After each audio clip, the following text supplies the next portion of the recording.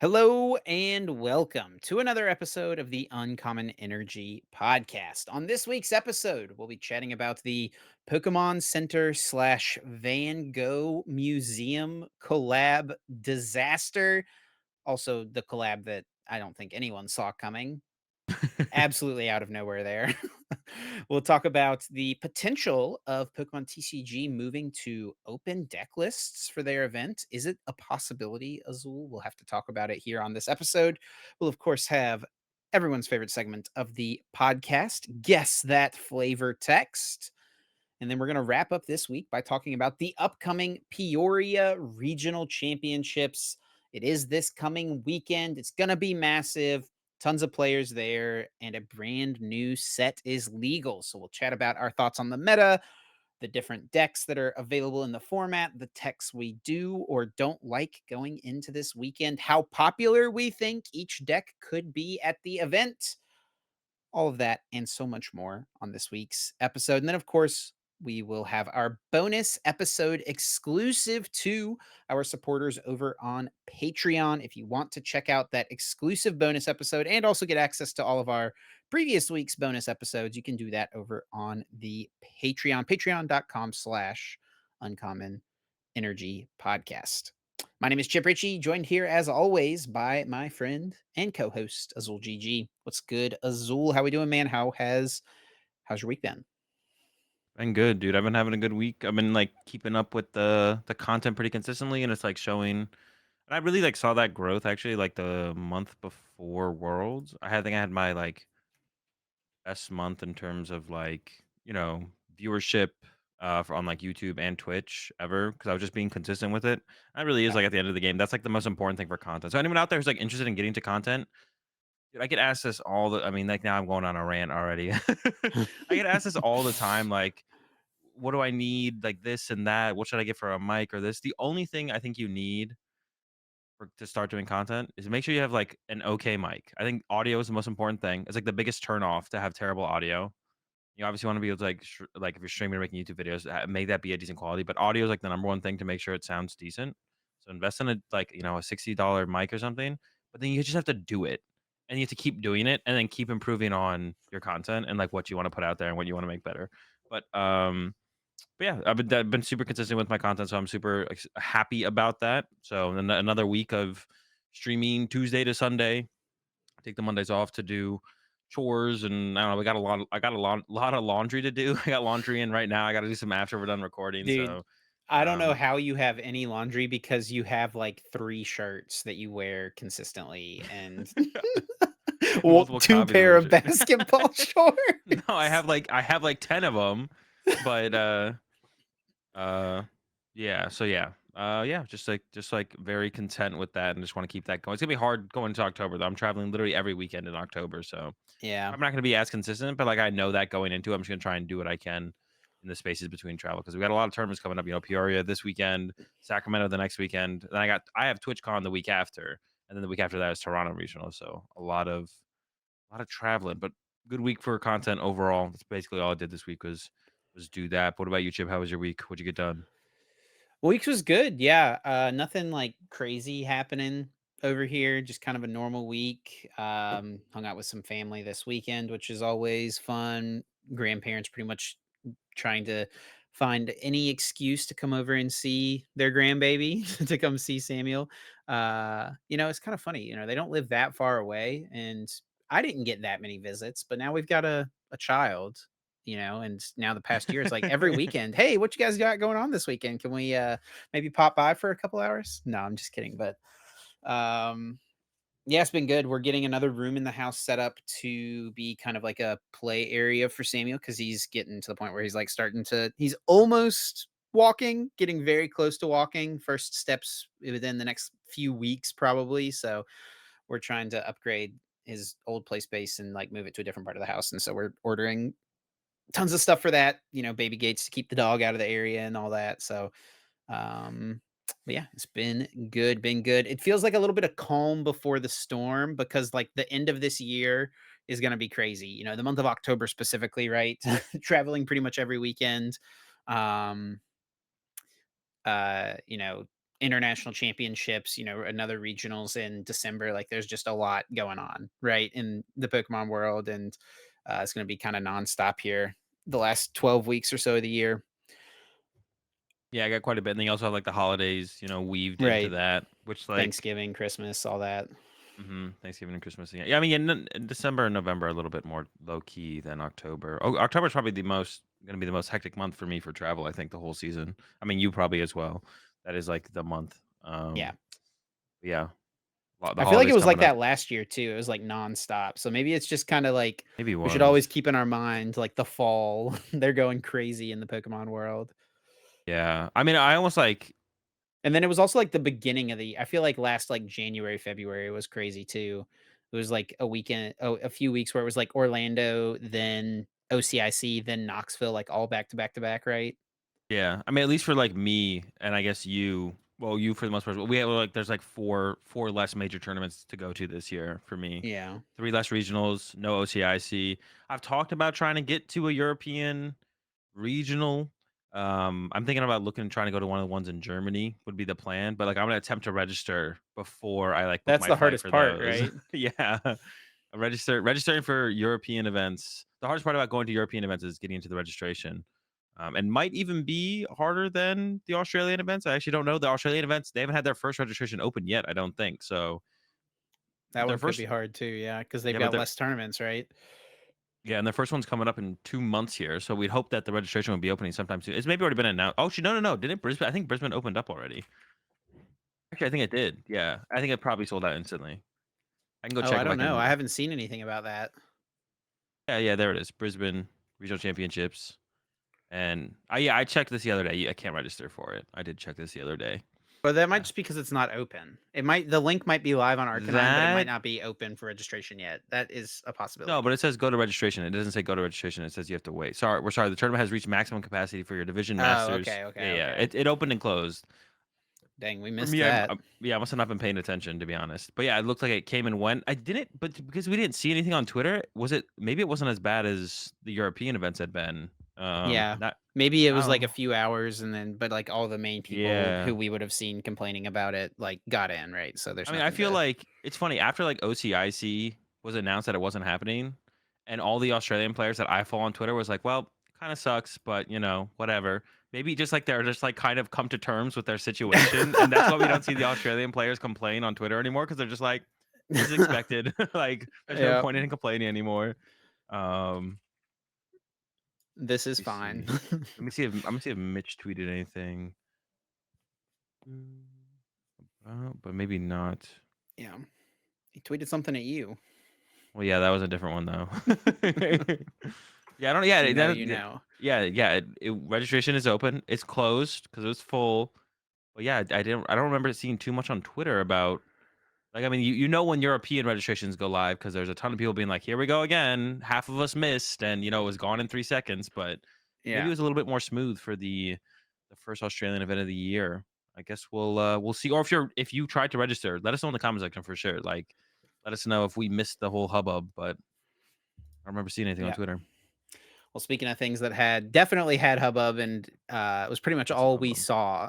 It's all my Twitter timeline looked like last week. I'm sure yours was pretty similar, Yeah. Azul, and that was the Pokemon Center slash Van Gogh Museum collab. So first off, before we talk about any of the craziness with what happened uh later on with this collab and the promo cards and all the products and stuff. Let's talk about just like the existence of this collab because this is like uh something I did not see coming from anywhere. Um yeah, I don't know. What are your kind of thoughts as well? I don't know. I mean, Pokemon, I feel like is getting a little more out there in terms of their collabs as of late, right? Doing more, and I feel like this one is maybe on brand for like.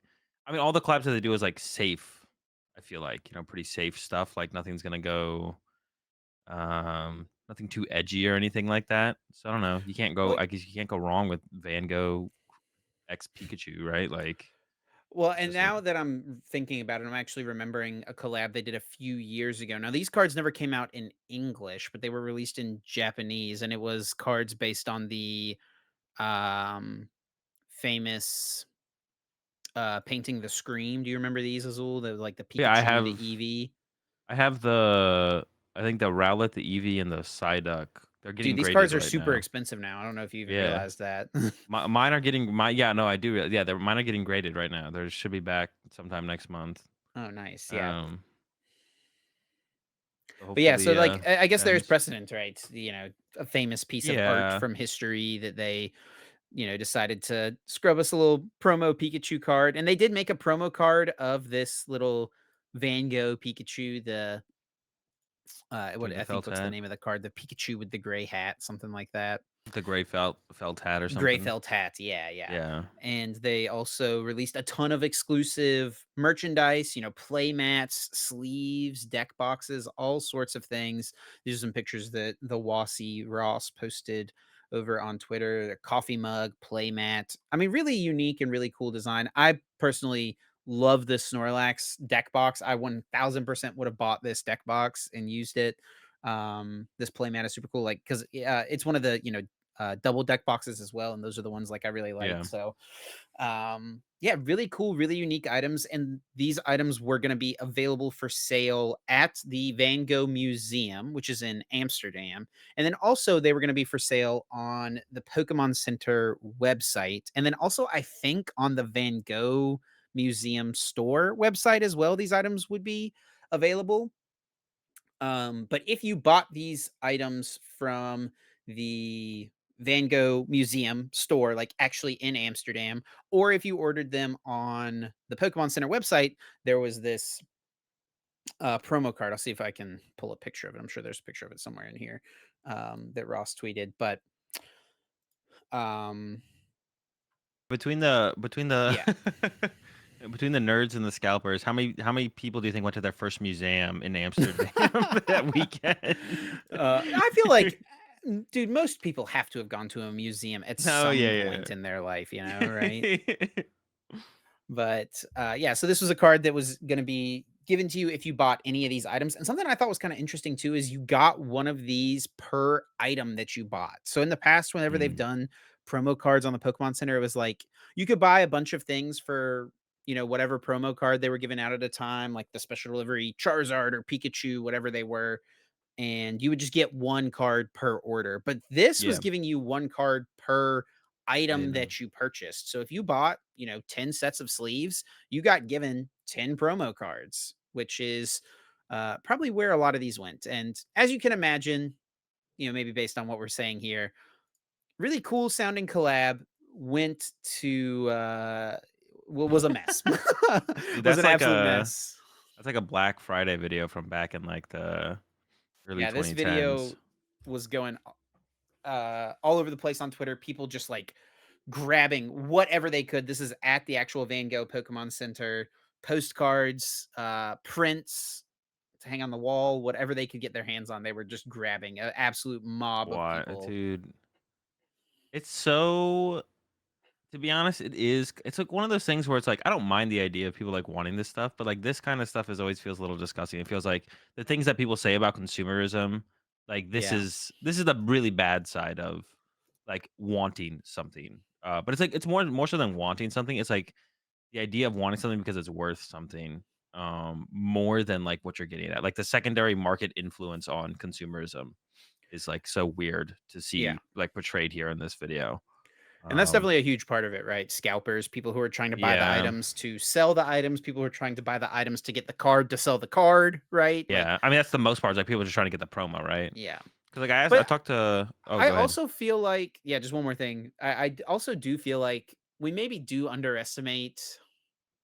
I think it's easy to look at something like that and just instantly write off like all these people are just like trying to scalp and like sell these items, and that's probably what a lot of them are doing. But there's also probably almost like genuinely, there probably is almost an equal number of people who are there because they just love Like the brand, Pokemon. love the stuff, and want those things for themselves as well.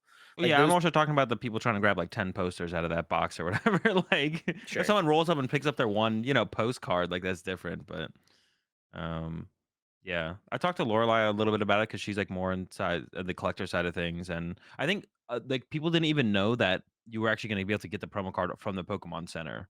So, like, initially, the cards were, like, pre-selling for, like, $700 or something that Lorelei was saying, and now they're down to, like, 150 because, yeah, everything you bought off the Pokemon Center, you got a promo card with. So, there was definitely more promo cards than people thought there was gonna be. I think people thought it was just gonna be, like, a museum exclusive, but it turned out you were also gonna be getting them from the Pokemon Center. Um, and, yeah, I think it's, like, one of those things, like, in general, like, a lot of people were disappointed to not be able to get anything off the Pokemon Center as well, but that is one of those things where it's, like, it's hard because, like, this is what I, like, mentioned on my stream, and, like, when I talked to Lorelai about it, she, like, echoed the same sentiment. It's like, would anyone really want some of this stuff if they printed 8 billion of it, so everyone in the world could have one of them? Probably not. So the idea of the exclusivity is one of the reasons you do want it, which I don't think is a bad thing, but Mhm. it also leads into the part where it's gonna be like, you're not always gonna be able to be one of the people who gets that exclusive item, right?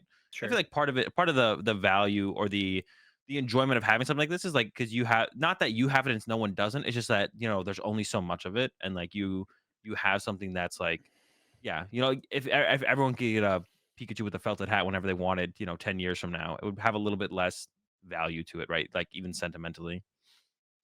Yeah, I I don't mean, we know. see some of that with like even just some of the Pokemon TCG sets that they, reprint a lot. Like Shining Fates was a really sought after set when it first came out, and then they've just printed it so much. Like they still make ETBs for that. Yeah, I feel like if you go to the Pokemon Center right now, you can buy Shining Fates Elite Trainer boxes, and that's cool and fine. And I'm sure they still sell plenty of them. There's plenty of people who want them, and it's cool that anyone who wants one, even now, could go online and order one. But it makes it feel maybe less. I don't know. I feel like at initially, if people in 2020 when that set came out knew that in 2023 they'd still be able to buy it, or 2021 whenever that set came out, I don't remember exactly, but if they knew that you'd still be able to buy it 2 years later, like at MSRP, they maybe wouldn't have like gone as crazy for it as they went initially, right? Like, yeah. I think there's a breaking point between availability and exclusivity that you want to kind of meet for the market demand, right? and it probably depends And on the item too, like a set yeah, like that versus like an exclusive collab, right? yeah, and I feel like they probably missed the mark. It sounds like they even think they missed the mark on this one because they put out a tweet, right, saying Which they basically, never do. dude, is that true though? I feel like I've seen this kind of tweet before from Pokemon where they're like, "Yeah, the Pokemon Center drop did not go well, I yada don't yada." think so. Is I this don't like the remember first time they've seeing ever one done like something like this. this? Yeah, See if I maybe can not. find the Maybe tweet. I'm misthinking. You just there you go. Yeah, so they tweeted out, "We apologize to all the fans eagerly awaiting our Pokemon Center Van Gogh Museum release today. Due to the overwhelming demand, all our products from this collection have sold out. We understand this is disappointing to many who are looking to our official email and social media channels for guidance on how and when to purchase. We are actively working on ways to provide more Pikachu with gray felt hat promo cards for fans shopping at the Pokemon Center in the future. Details will be released about that at a later date. Thank you for understanding and continued support." Yeah. So yeah, it looks like they're trying to get some more hats out to people, which is good. Yeah, it seems like they missed the mark a little bit on this one. I don't know. It's such a weird. This is all this because like I'm not really too much into the idea. Like whenever I see Pokemon, like if I could go on the Pokemon Center right now and order something and get a Pikachu promo, I probably would. But I'm also not someone who's gonna wake up at if it. I think stuff dropped at 9 a.m. like 3 4 days ago.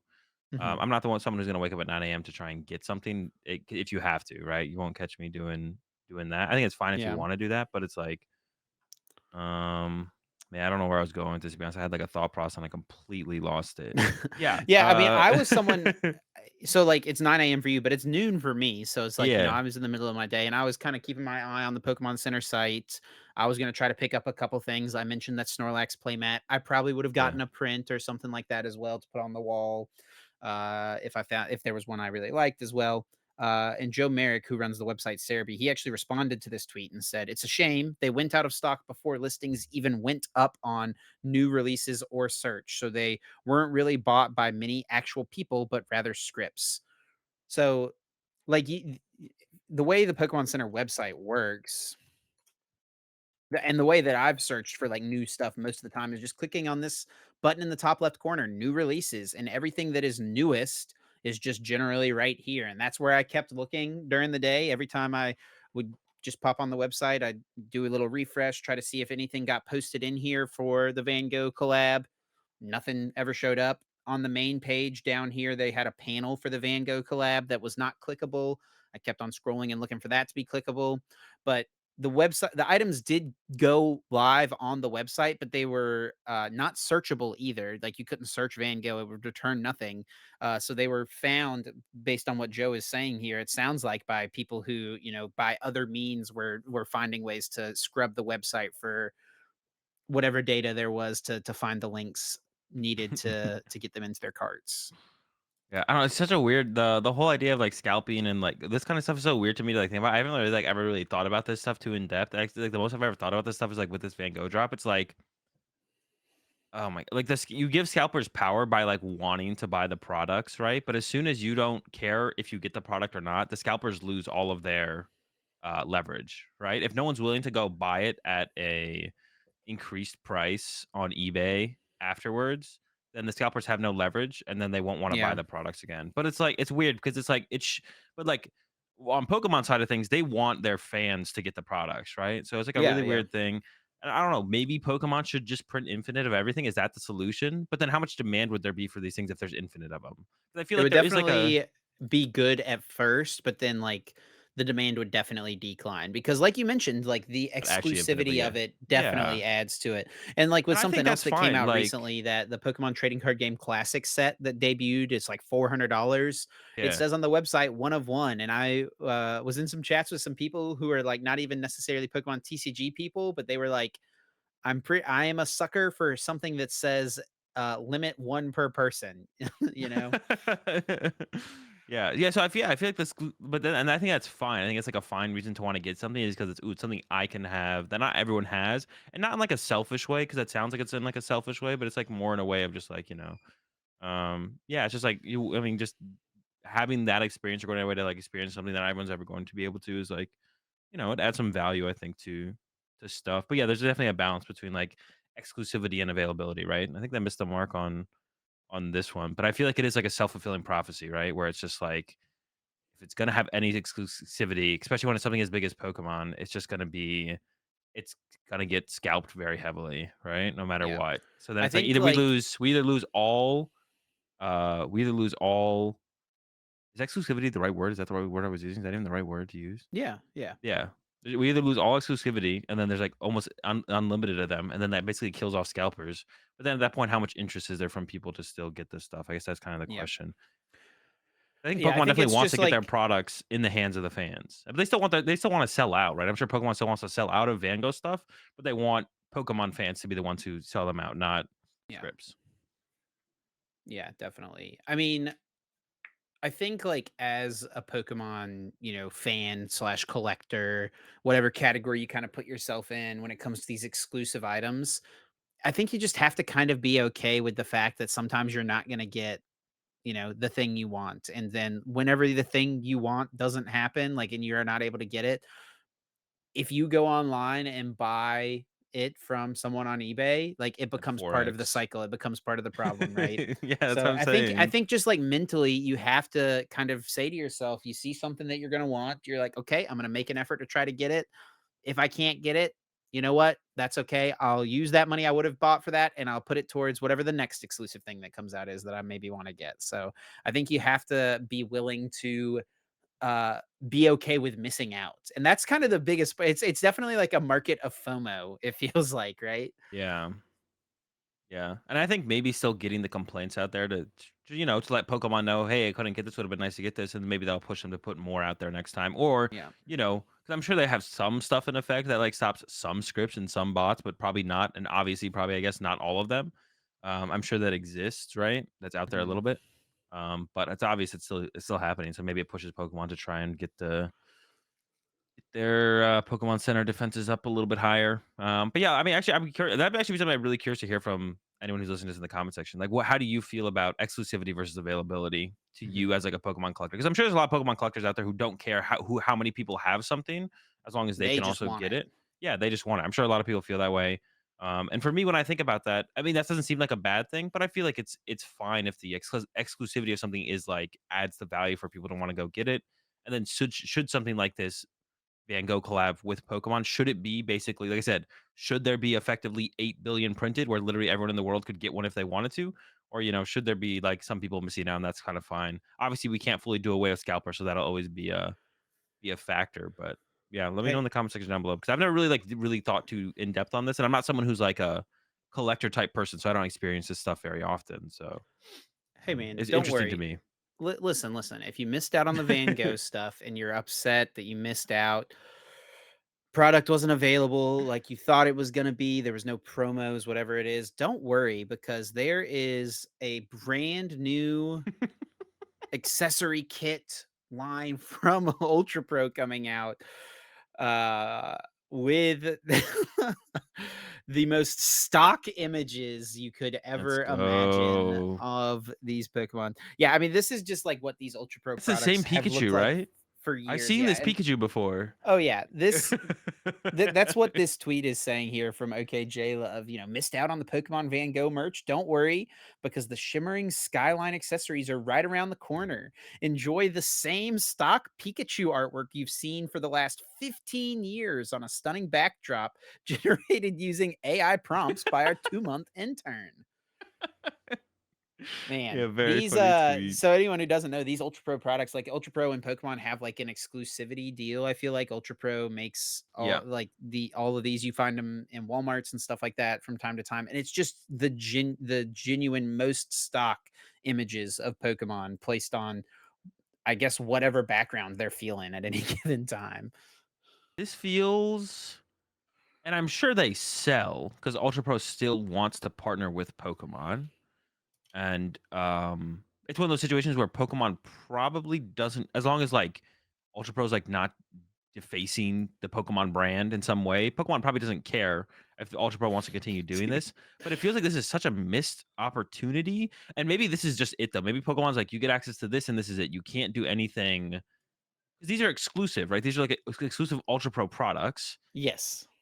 but just like just like Pokemon, send them like a bunch of PNGs of Pokemon that they can use, and they're like, put them somewhere. That's it. That's probably Yep. what it is, right? They probably locked them out of it.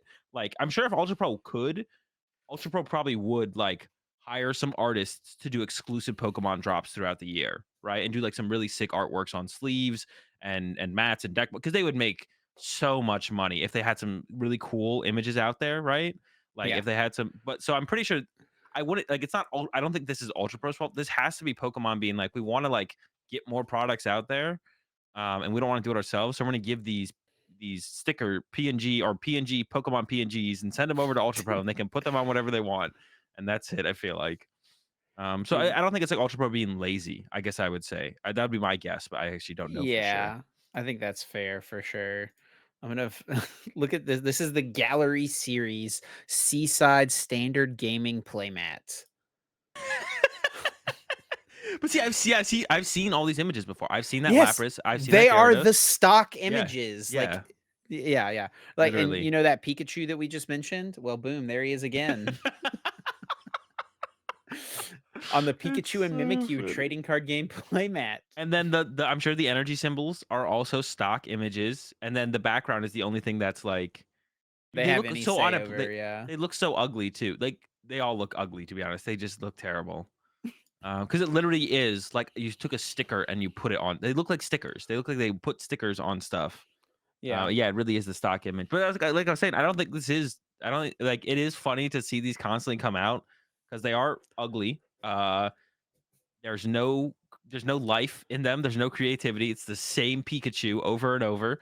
But I don't think it's like Ultra Pro being lazy. This is probably like this is the Ultra Pro's deal with Pokemon. It's probably it's like Pokemon's like you can use the stock images, Yeah. and now you get the Pokemon brand. And Ultra Pro, why would Ultra Pro turn that down? But I'm sure if Ultra Pro could do exclusive Ultra Pro artworks for stuff, they would because it would make them even that much more money, right? But Yeah, so, like, this is used as, like, Pokemon's, like, sell to the masses, right? It's available at big box stores, available on Ultra Pro's website, and then they still have, like, cool exclusive, playmats and deck boxes and but they're not sleeves and Ultra stuff Pro like though, right? that. Yeah, no, this is, like, Pokemon Center exclusive stuff. Let me just go to the right tab here of TCG accessories. Yeah, Like on the ETB Pokemon Center's sleeves aren't website. Ultra Pro sleeves, right? I don't think so, no, they're, like, the It's not same branded I as it. think these are, like, the same quality as like the sleeves you get at internationals, not like the Elite Trainer Box sleeves, which are like a matte finish. These are more a glossy finish, like from the Yeah. Pokemon Center, and the Mhm. play mats and deck boxes, the double deck boxes. I have a few of the like Pokemon Center double deck boxes. I've talked about them before. I use them, right? Um, but so like they do have like Pokemon still makes like the Pokemon Company International does still make like unique exclusive things. But Yeah, but these things are cool. The Pokemon Center stuff is like original yeah, artworks like and that's what I'm stuff. saying. Yeah.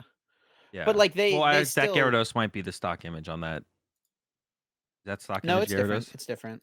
Okay. It's hard to. Are you sure? Yep. That's what I'm gonna start calling up. Yo, is that stock image Pikachu over there on that?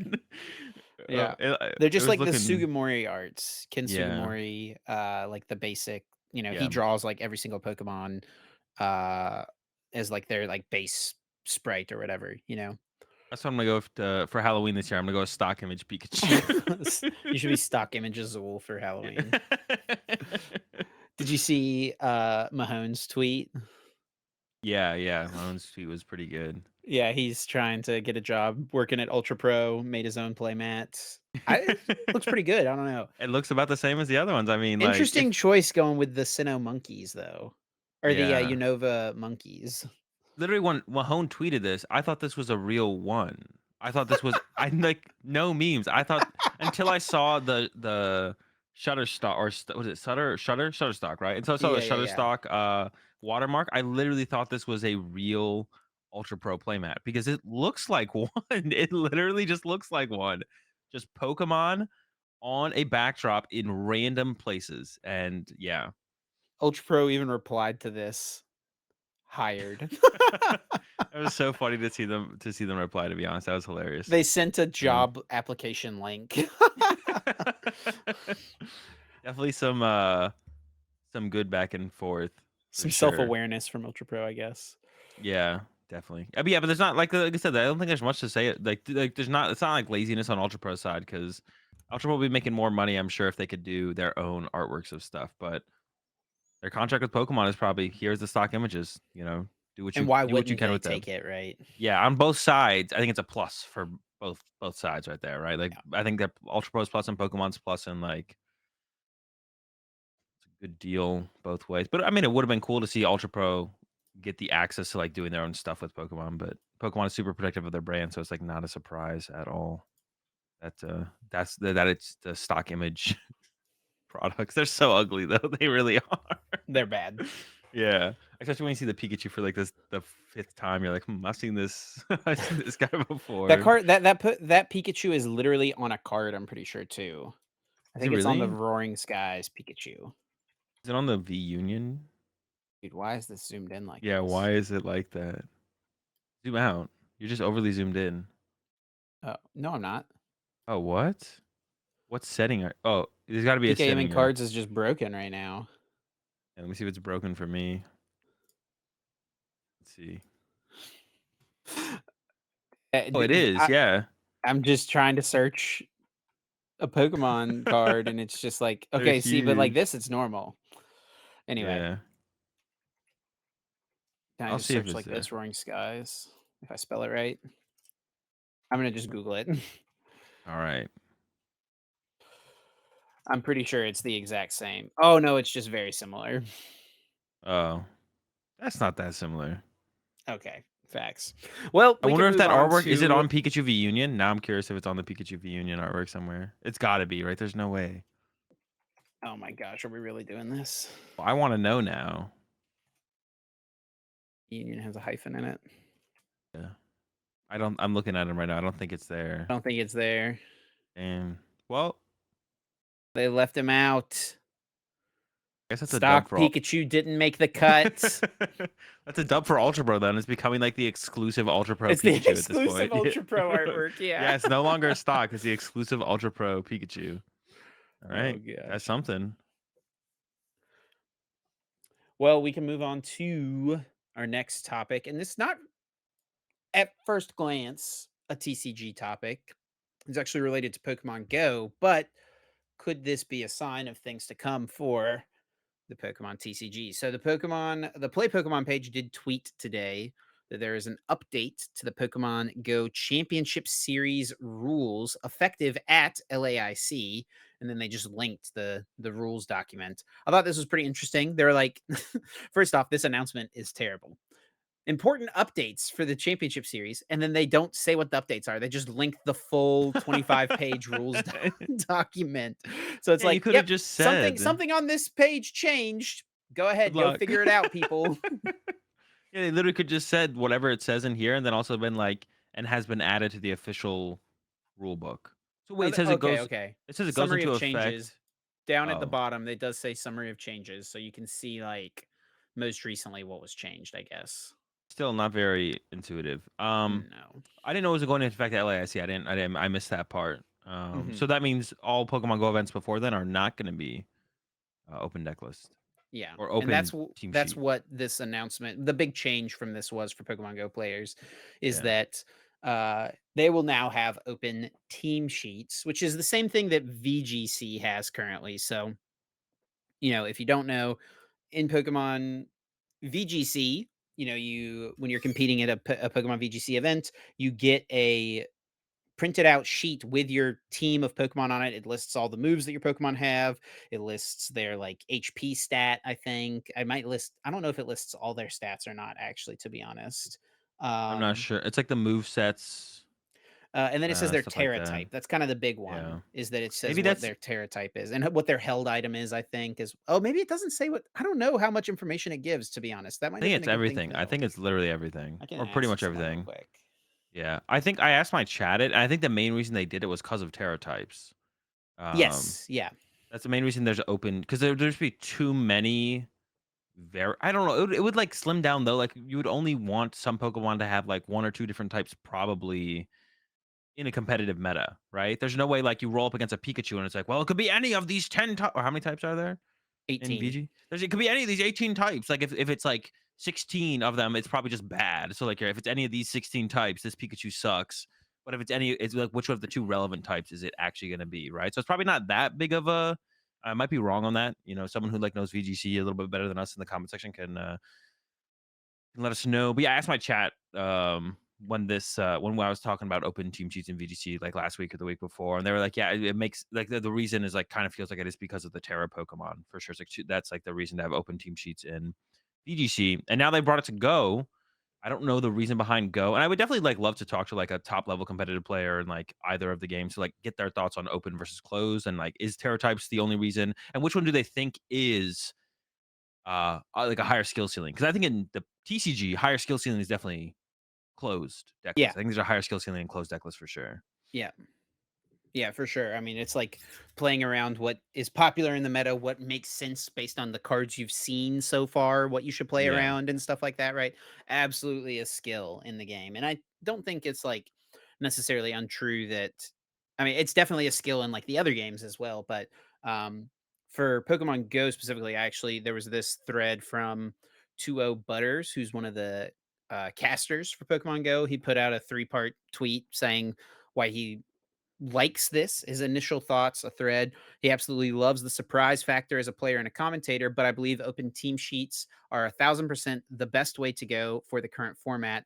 The reality is that their competitions are double elimination, so they don't have Swiss, they have double elim, yeah. and only one person per regional will guarantee qualifying for Worlds. The I margin thought for they had error is CP now. extremely small. Tony Togedemaru small. Most players will have to go to multiple regionals or ICs to qualify for Worlds. I feel Oh, like it is in a player base's best interest to give them more information instead of less. You also equalize the small disadvantage of being on stream early day one. I feel like I yeah. might feel differently if one day the tournaments are Swiss or we have something like held items that would be more interesting if they were hidden.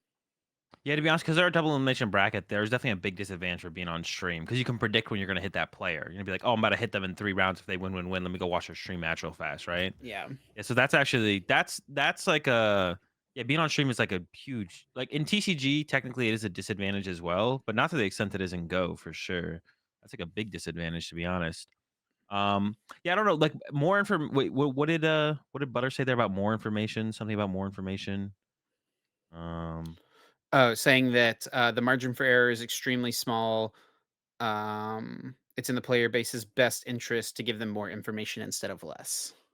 Okay, but it doesn't actually reference, like, is it better do will better players win more often with more information? And that's the question I'm curious about, and it doesn't Mhm. mean just because it would favor better players winning more that it's the correct decision. I'm just curious as to what Go players feel like is that outcome. Are better players gonna win more or less now? That's all I'm curious about, and it doesn't make it correct or incorrect whether they do or don't. I'm just curious about, like, does it increase the skill ceiling of the game to have this open team sheet, or does it reduce it? That'd be what I'm curious about. But yeah, double elimination bracket, yeah, being on stream would be really bad. So that does kind of like even up the playing field a little bit. And how big are their tournaments? How many players do they They even cap get? at 128, I'm pretty sure. I think that's Okay, the largest. I think for a while, the reason for that, I don't know if this is true or not. I feel like I heard this at some point. That was like, that's the largest that challenge allows for a I was double literally gonna elimination ask, do they bracket. use challenge? I think they do, yeah. No, it's got to be. I think it's bigger than that on challenge. Maybe it's Yeah, not. because the Players' Cups were bigger than that, right? And didn't they? Oh, no, We they didn't used use no. Swiss, right? For No, I Players don't Cup was remember, man. bracketed after you got in with the keys, but they used the one site that I used to play Hearthstone tournaments on, Battlefy. Is that what it's No, called? dude, Battlefy is the tournament, the website that they tried to do the first Limitless Invitational Oh. on, or not Invitational, the Limitless online open qualifier or whatever. That like the website broke. Do you remember It that? wasn't yeah, wasn't one of the Players Cups on that as well, though? I swear they were. I think I they don't were. remember. I only played But then we played switched fully in the first over one. but for the limited stuff, we switched over to the Smash site eventually. Yeah, Whatever and then that they one was made their called. own. Yeah, and then eventually their own, yeah. But anyways, all this, to say, VGC added open team sheet, in January this year. Yeah. And Pokemon I did Go has hear added open team sheet now at this point, pretty early on in this season. Could open deck list be something that's being considered at all? I mean, we are now the only game on the circuit that does not have, a little piece of paper that you got to carry around to give to your opponent each round. Do you think it's something that could happen for us, Azul? And you as one of the top level competitors, what are your kind of opinions on open deck lists in the Pokemon TCG at IRL events? Yeah. I'm trying to think. Well, the first thing I was gonna say is usually when like there's any hubbub in the VG side of things, usually that makes it to my Twitter feed. I was never seeing anything about Go on my Twitter feed. So I feel like they're like people are pretty okay with the open team sheets thing in VGC from what Yeah, I and could I feel tell. like I see a little bit of the Go stuff because I follow all the Go casters, and I feel like all of them were pretty okay with it. Yeah, yeah.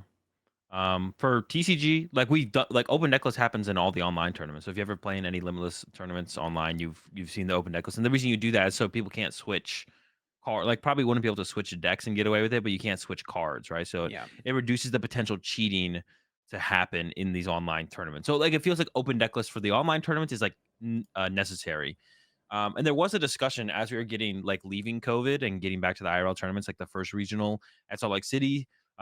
Is open deck lists or closed deck lists, what takes the higher amount of skill? Because there definitely is different skill sets to work with. Knowing full knowledge of what your opponent has does allow you to more correctly predict the or come up with what is the optimal line of play on board. But after like, and I was like in the moment, like these are the kind of things where uh I'm like developing my thought process on them like as I'm experiencing it. And I was like, hmm I don't know to be honest. Like I was like, I can feel the difference. I know there's a difference in skill sets, but which one has an overall higher skill ceiling? There's definitely a difference in skill sets from open deck list to closed deck list. But immediately after playing the first regional at Salt Lake City, I was like, oh yeah, closed deck list is just a higher skill ceiling for sure. It's not even close. Like I was like, I don't know to yeah, be honest. I've been playing these online limitless tournaments for so long and haven't played an IRL tournament for so long.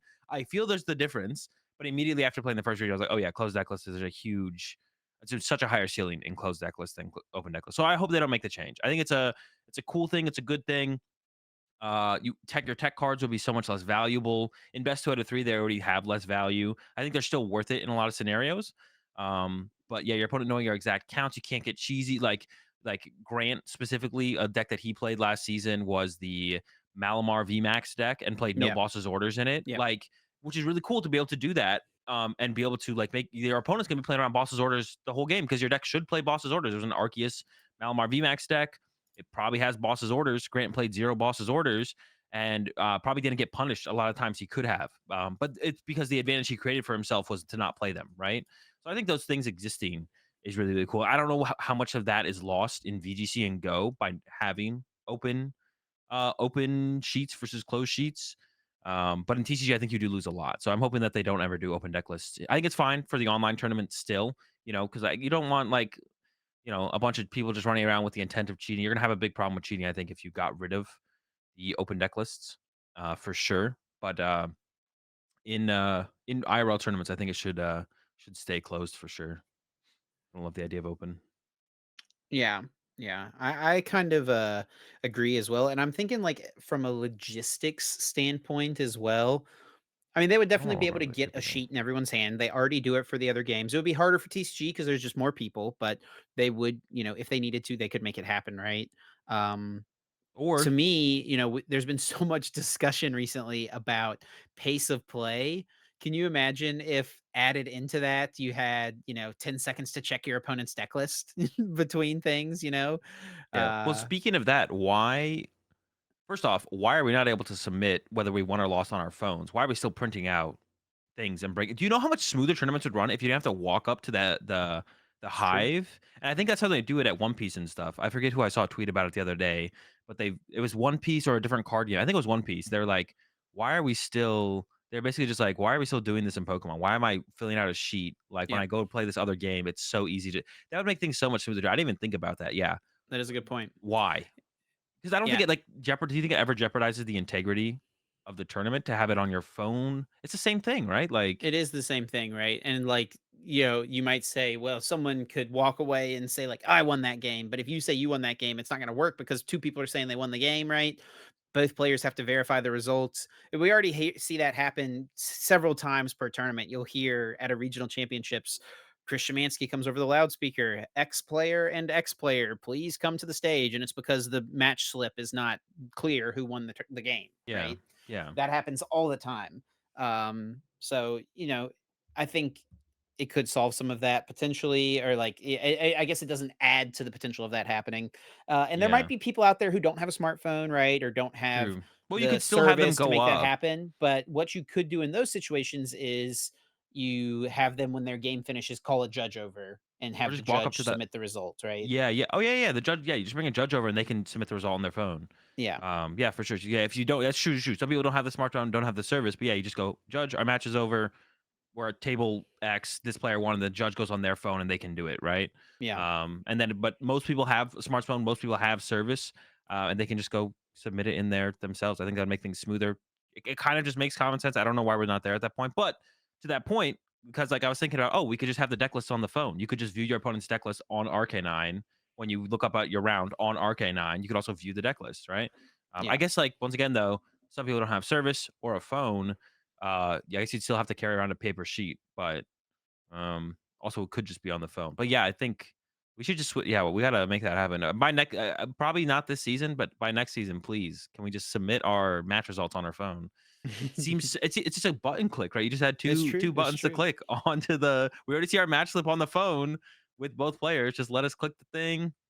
Do like one of those digital signing things where you like click it. This I consent to this being my signature or whatever, and A then captcha or something like that. yeah, submit I am not the. a robot. I'm a Pokemon player, and then Yeah. send it out. But, but yeah, I mean, can you imagine the logistics of adding the time, it takes to, like, check a deck list every time you're, like, about to make a play, and you're like, "Wait, does my opponent Well, play X card?" And then you, like, oh, is have to that how reference that the list. works? For Well, like so in VGC and VG, it doesn't really matter because there's a timer built into the game, right? So it's like you have a set yeah. amount of time to make your decisions regardless. So you're like just you have access to your opponent's list the whole time, right? I Though you have actually it, I'll or do you check get to look at it and hand it back? I'm gonna You look can at the imagine. VG rules real quick. It would be funny if you have an opponent who like fidgets a lot and they like hand your list back to you all crumpled up and they're like ripped or something or like drew on it as they're like. They Yeah, I don't lose, and actually so they, know. like, rip it up. Yeah, I knew it's open team sheet, but I didn't know if they got to if you hold your opponent's team sheet while you're playing and give it back at the end, or if you just get to look at it before the round starts for a second and then you give it back to them. Um, it would make more sense if you got to hold it because VG matches are also timed, so there's no ties. You can't go to time. Yeah. Your game should just be over by a certain time. So it would make sense that you get to just keep it the whole time, forever. Because like yeah, you're not yeah for Pokemon. For Pokemon, I'd have to feel like Find you it. get to just view it at the beginning of the match, right?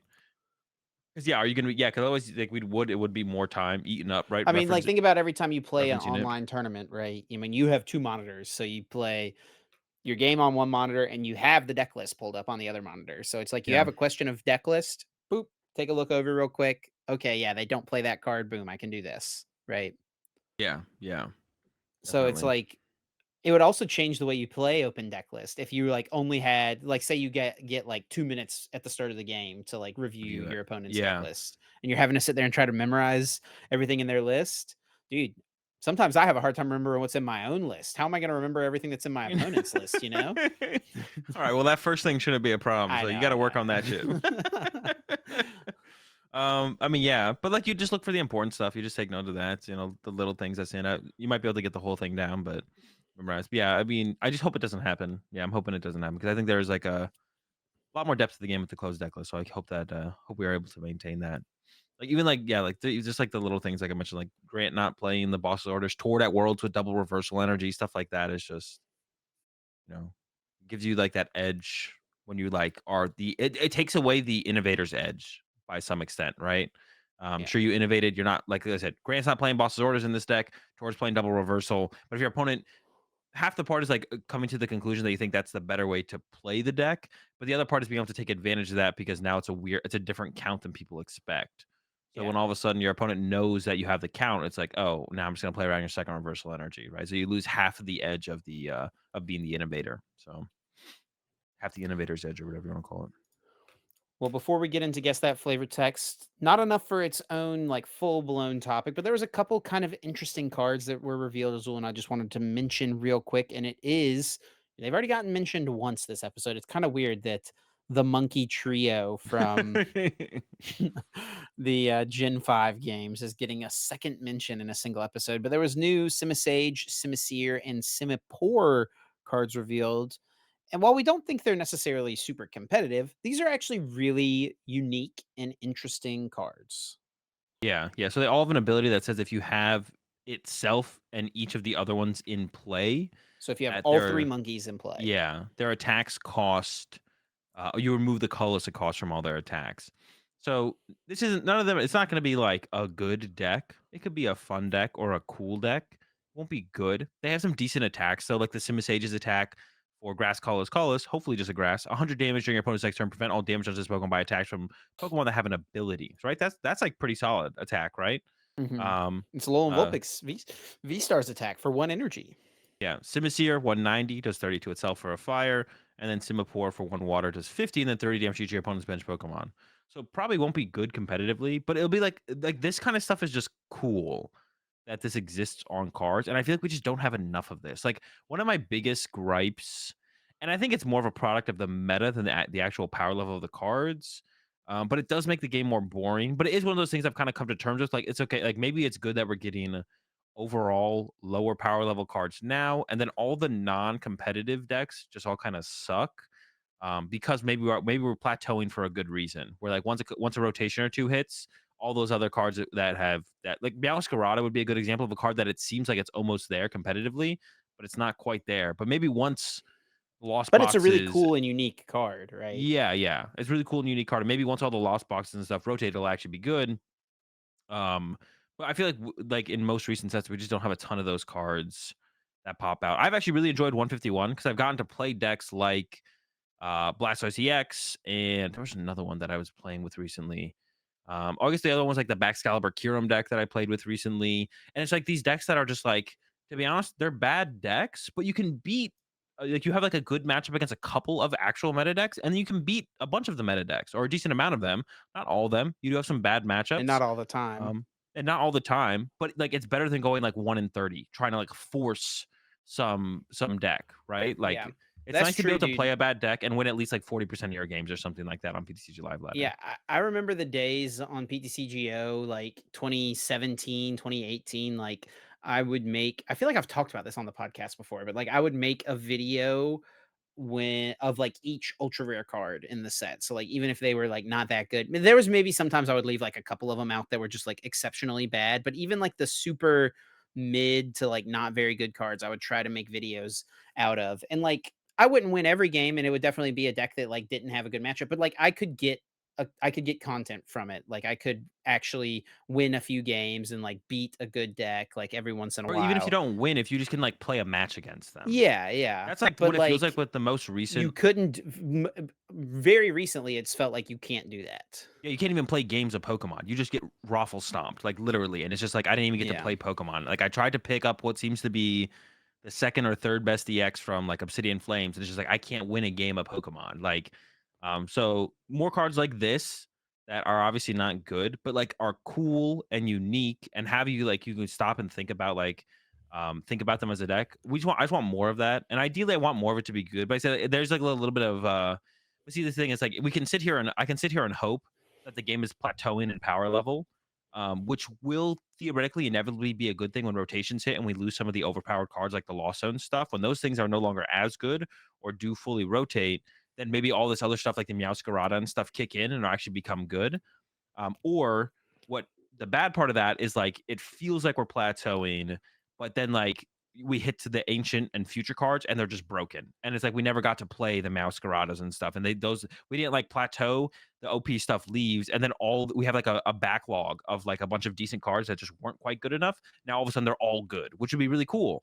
But it's the flip side of that is maybe that doesn't happen, and this backlog of almost good enough cards Yeah. just gets power crept in like the next 2 sets coming up. Like going into next year, the sets are just like once again the power creep is too high. So I think It's what'll be been a really good cool tell of that will be the rotation set. yeah, The set we get with rotation will be a good tell as to where we're going. that's always been one of my favorite parts of rotation is figuring out what old card that wasn't good before is good now. Like I remember 2017 season, like the like early 2016 when rotation happened. Um, Mega Mewtwo became like a top tier Yeah. deck. And it was unplayable in the previous format because it was weak to Psychic, and Pumpkaboo just one hit KO'd it. You literally nobody played Mega Mewtwo, and then it became a top tier deck. Mega Caesar was another one that was like basically unplayed, and then it became a solid deck as well. So it is super fun whenever those things happen. Before we move on, as well, I mean, I do want to mention. I mean, you see what card we have on the screen right here, right? Always makes me think of You're obsessed. your theme card. Your theme card, Yeah, I'm actually trying to think. When did rotation hit last year? I just want to like see what the January meta. So what was the tournament right or after? February, I think. What was the tournament right after that? Trying Dude, to like that find it. I'm just like curious as like what was. let It me look wasn't on Limitless at Knoxville, the Vancouver. uh, No, Charlotte. North American No, regionals, and I'll probably be able to remember. Fort Wayne. It doesn't look like it. Nope, Not still all broken these Lugia. were in the current format. Fort Wayne was in the Portland wasn't the first one though. Oh, but no, Portland might have Fort been the Wayne. first one. Fort Wayne had no scoop up net, I think. Nope, Looks like it broken did. So Lugia. Yeah, it was Portland, Portland.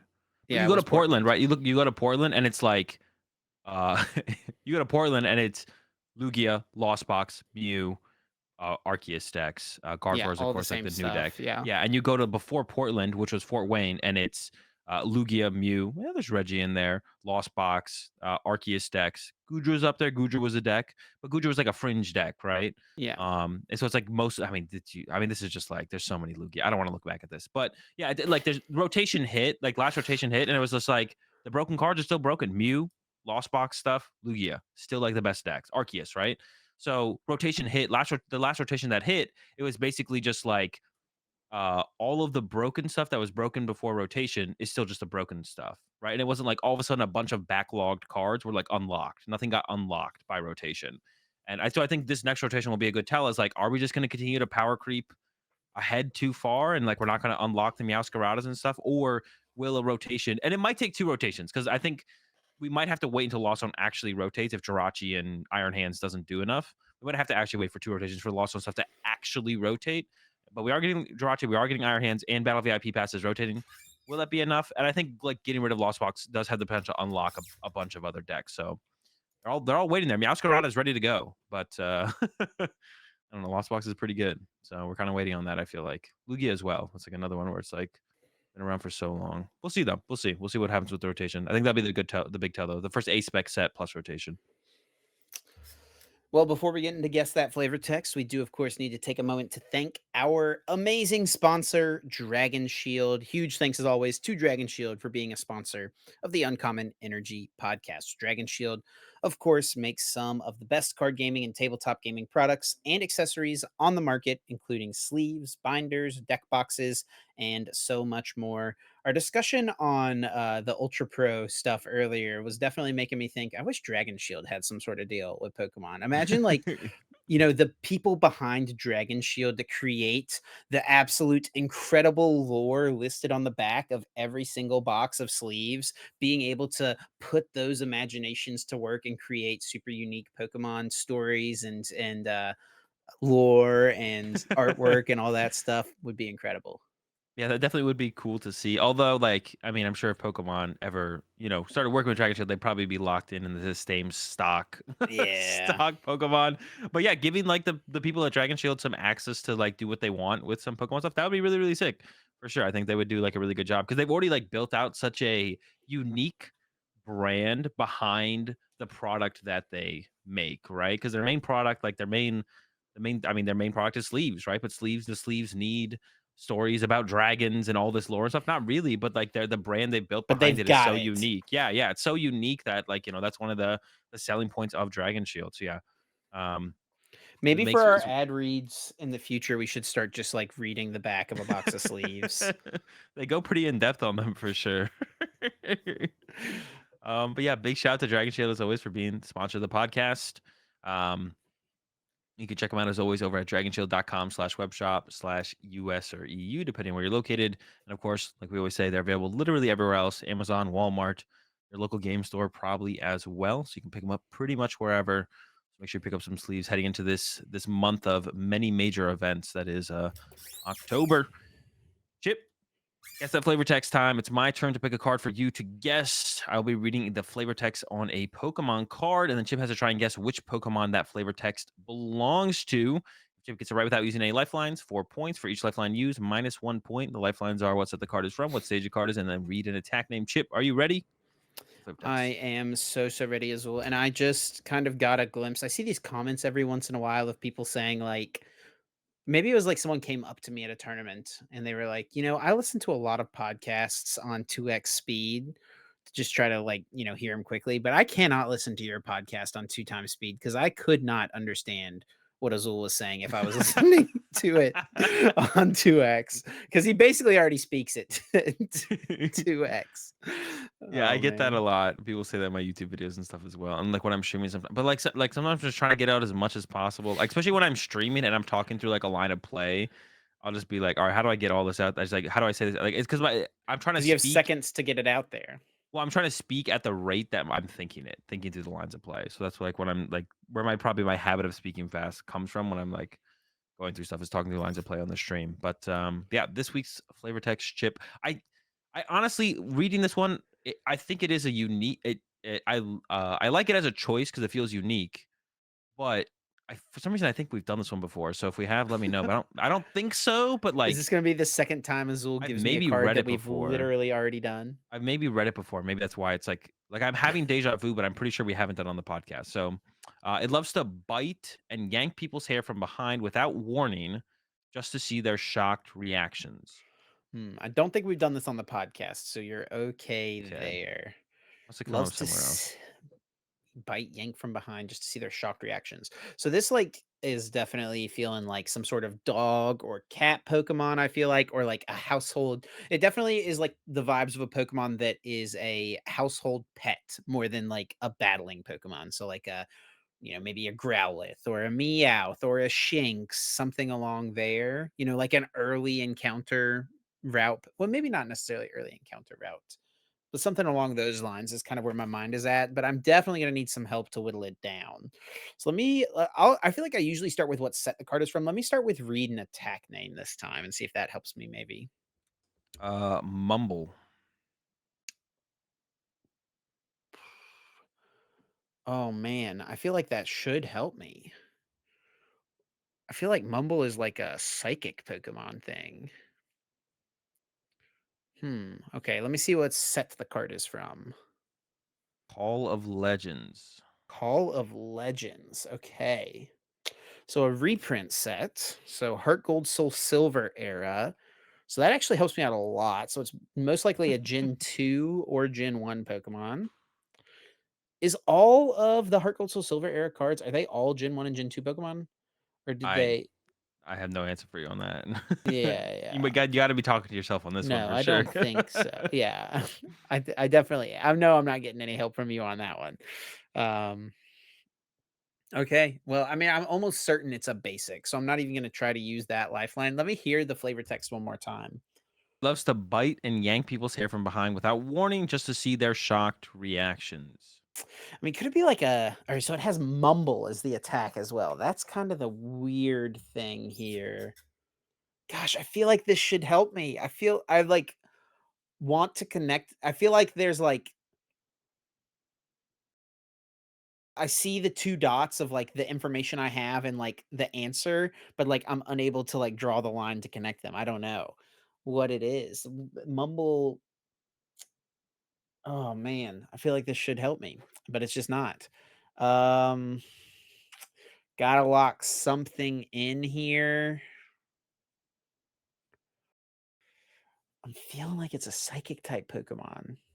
I guess I do have one more lifeline. Let me just go ahead and ask what stage the card is. It is a basic. Yeah, so that's what I thought it was. I have a fourth lifeline if you want it before you guess. You'll get 0 points if you get it, but you'll Mm. can still get it with one guess if you want. I have a fourth lifeline for this one. Well, I might as well try to I'll get give it you half a before point. I'll give you half a point if you wanna use the we're fourth not getting lifeline. into the half a point range. I feel like this is like a card like this feels like it's been a playable card to me is what I'm thinking. And that might be what your hint was. Like I feel like I've played an old deck and said mumble before. That's like maybe where the connection is. The reaction I'm seeing on your face right now makes me say maybe that's just totally not true. I'm Uh, trying to think. Trying to think of, like, it is any a deck basic mumble. Yank on friendship. people's hair, household Pokemon. I'm gonna need Yeah, I know. The I really wanna say it's a psychic Pokemon. The only thing that's coming to my mind right now is Mime Junior, to be honest. It could be Mr. Mime as well, because that's also a basic Pokemon as Mumble. So I'm gonna go with Mime Junior, Azul. I know that card is in Call of Legends. It is not Ah, Mime Junior, but I'll give you the fourth lifeline here. yeah, This card was involved in one of the most controversial rulings in Pokemon TCG old school history, pre-modern era. most controversial On rulings. stream, on stream rulings. Oh, dude, I don't remember. I mean, that's before my time, right? Like, Yeah, I guess, but I think you've heard of this one. I mean, surely I You have, ready? I guess. Yeah, let's hear it. It is Mischievous. Its second attack is Dual Draw. Ah, Justin Zimmerman's Miracle. Oh no, that's not that. That's No, not that one. yeah, yeah, yeah. This Dude, is this the card's in the cube.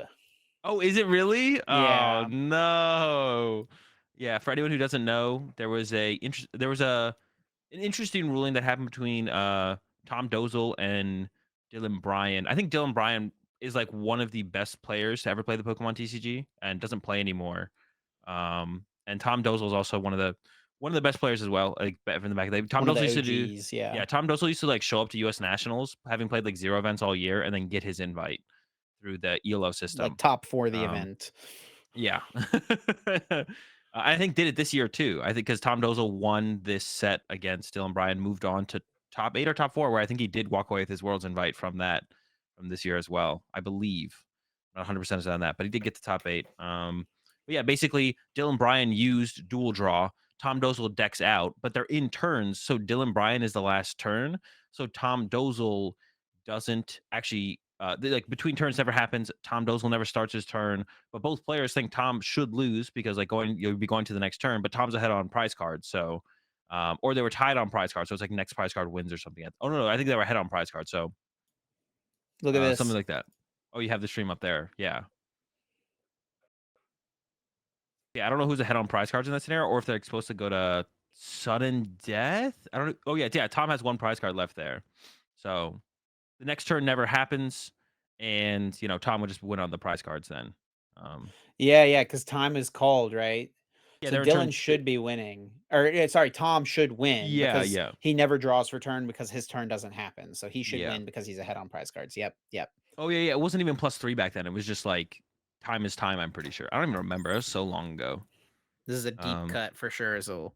yeah, this is a big throwback right here. This is back when there wasn't even official streams. This was the top cut stream of. Yeah, This you is the first saw time top cut streamed in US Nats. I think. Puka and There's a. Pramawat back here doing commentary. Look at that. This was 11 years ago, man. Jeez, was it really? 11 years. Yeah, 2012, man. It's Man, 2013 or 2023. that's insane. That is a long time ago. All right. Well, I didn't get it. I definitely I feel like I should have gotten it. I had all the right stuff, like kind of a household Pokemon. Also like, a basic. I got Mumble and then it was like, okay, it's a psychic type, right? So like I was kind of on the right track. But like I said, it's like I had the two dots and I just wasn't able to connect them. So Yeah, 0 points for me this I think week. if you had gone to like, it's a Pokemon that's being goofy. If you had I mean, if said you. dual draw, I think I would have gotten Oh it. yeah, yeah, yeah. I know I couldn't say dual draw, but I was like, if I say mumble, that could get him close as well. And Yeah, it almost did. 'Cause like, I've been mumbling. I've seen the mumble before. I do be And mumbling. yeah, it I was do feel in like this the. is not the first Mischievous card that's been in Guess That Flavor Text, but I could be wrong on that. I don't think we've done another mischievous. We might have though.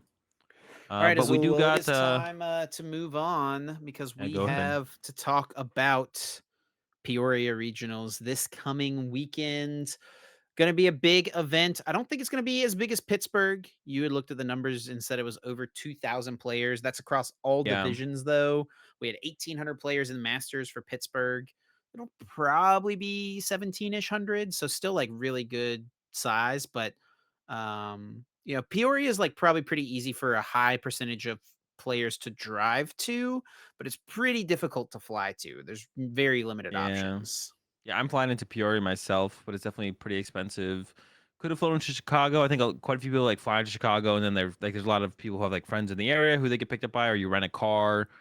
Maybe you and a couple friends plan to fly to Chicago together and then drive down. Yeah, it's like I did fill up, right? We are over 2K, but if this was like somewhere better in the Midwest, like could have definitely been a bigger tournament for sure. But If it Peoria, I'm was sure is Chicago, it would like, have been massive, right? yeah, I'm sure Peoria is a little bit cheaper to get a venue there than somewhere like Chicago, but it would definitely be nice to see it get out of Peoria next year. We do have actually, we don't. Do we have a tournament? Is there a regional in Indianapolis this year? I don't Am I think so. trolling? No. Why is Indianapolis on my mind? Where do we have? Is there another one in that your mid Peoria area or no? Nope. Oh man, why do I have Indianapolis on my mind? I don't know. Do we have one there last year? Nope. It was the year before, I guess. Yeah, 2022, yeah. yeah. So we got I don't know why it's Peoria, everything. and then we've got San Antonio, the kind of like middle What's the section of the country. closest? What's the closest one Peoria, to San Peoria? Antonio, Knoxville, and Oh, oh, we do have Indianapolis. I'm sorry. We do oh, have okay, Indianapolis. It's okay. just all the way in May. Yeah, yeah, yeah. Okay, that's what I thought. I thought, Yeah, my yeah. bad. Yeah, it'd be nice to get out of Peoria because it's just not a great location. We'll see if that happens next season. It's not terrible, obviously, but definitely could be an upgrade as far as if we can get to a closer airport. And if we do, it's like it could be like even that much bigger. This could like be, I mean, I guess like Indianapolis and Orlando is what I'd be looking at as being the two biggest regionals potentially of the year. I think both those will sell out for sure. It's just like venue space for the biggest one of the year, probably to be honest. But yeah, over 2K players in all divisions. Again, it doesn't look like the other two coming up will probably get there. We'll have to see 1700 in SAC and Toronto. You can still register for Peoria though. So if you still want to play in it, Yep. um, This you weekend. can. Yeah, all of the I don't know what are we gonna call them the tournament cap doomers or whatever are being very much proven wrong so far for North American events. Of course, it's a little bit different in Europe and Latin America, and it seems like Australia as well. But if you're in North America, they're not capping. You got plenty of time to register. You can still play at all of them except Toronto. I think Toronto's capped right now, but Sacramento and Peoria even coming up this weekend are still registered for them. So if you want to play at either of these events, go register. Um, what was I gonna say? Oh yeah, so we're head there. So let's talk about the meta a little bit then, Chip. What do you think is gonna be I mean, we could just start kind of the top down, right?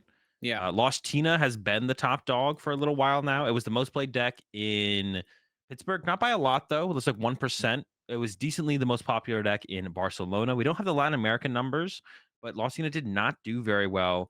And then definitely with I mean, you got the second place, right? But like, I, I oh, I yeah, know what you're overall, saying. yeah, yeah, Yeah, yeah. yeah, It yeah. I got know what second you're place, saying. but like there wasn't like a bunch in day two. Yeah, I mean, you got second place. I was predicting it to win once I saw the top eight, what was Yeah. in top eight, because Lost Tina I do feel like has that favorable Charizard matchup. Yep. William was able to take it down in the end, but yeah, Charizard did not, or Lost Tina did not show up in numbers very high. So where do you think it stands going into this weekend? Because even it seems like Yeah. in online tournaments, a little bit less success than we've been seeing, and a little bit less popular as well. Yeah. Even looking at the every single week, Basil tweets out like trends, I guess is what you would call this, like what's been most popular in standard online tournaments and stuff like that. And Charizard EX way up there, 15%. And Gardevoir EX right behind it at 13%. And Tina down to third, 11.3%. So part of me does want to say Tina's going to be less popular. Um, but also, like, a big part of me feels like there's not going to be any deck over 12% meta share at Peoria. That's kind of like my big call, I think, going in is that there's not going to be a deck that's over 12%, which is pretty crazy, right? There's not like a definitive standout deck. I just think there's a lot of really strong, really good decks right now. Yeah, And it almost feels like a pick your favorite type of format for a lot of players, right? Whatever you're kind of enjoying the most, everything has pretty close matchups with each other, 60-40, 55-45, stuff like that. Things can go either way a lot of the time. Um, Obviously, some matchups are pretty one-sided a lot of the time, it feels like, but yeah, it just feels like kind of an even format across the board for a lot of decks. Um, so I think Lost Tina is probably going to be right around that 12%. I could be wrong on this, like, it could still just be, like, the most popular deck, but I don't think it'll be over 15 by any means. Obviously, Charizard EX has picked up a lot of talk and popularity in Steam ever since William won with it in Curitiba down in Brazil. And like you mentioned, Lost Tina does have a good matchup against Charizard, so if you've been playing Lost Tina, if you've been committed to it at this point in the format, I don't think anything is coming out that should make you feel like you should change off of it. yeah. I don't think anything's changed enough for the people who've been committed to it to change off of it. Obviously, Azul and I have not loved the deck for this entire format. We've never been big fans of it, but if you've been committed, I think it's as good a time to play it as it has been, right?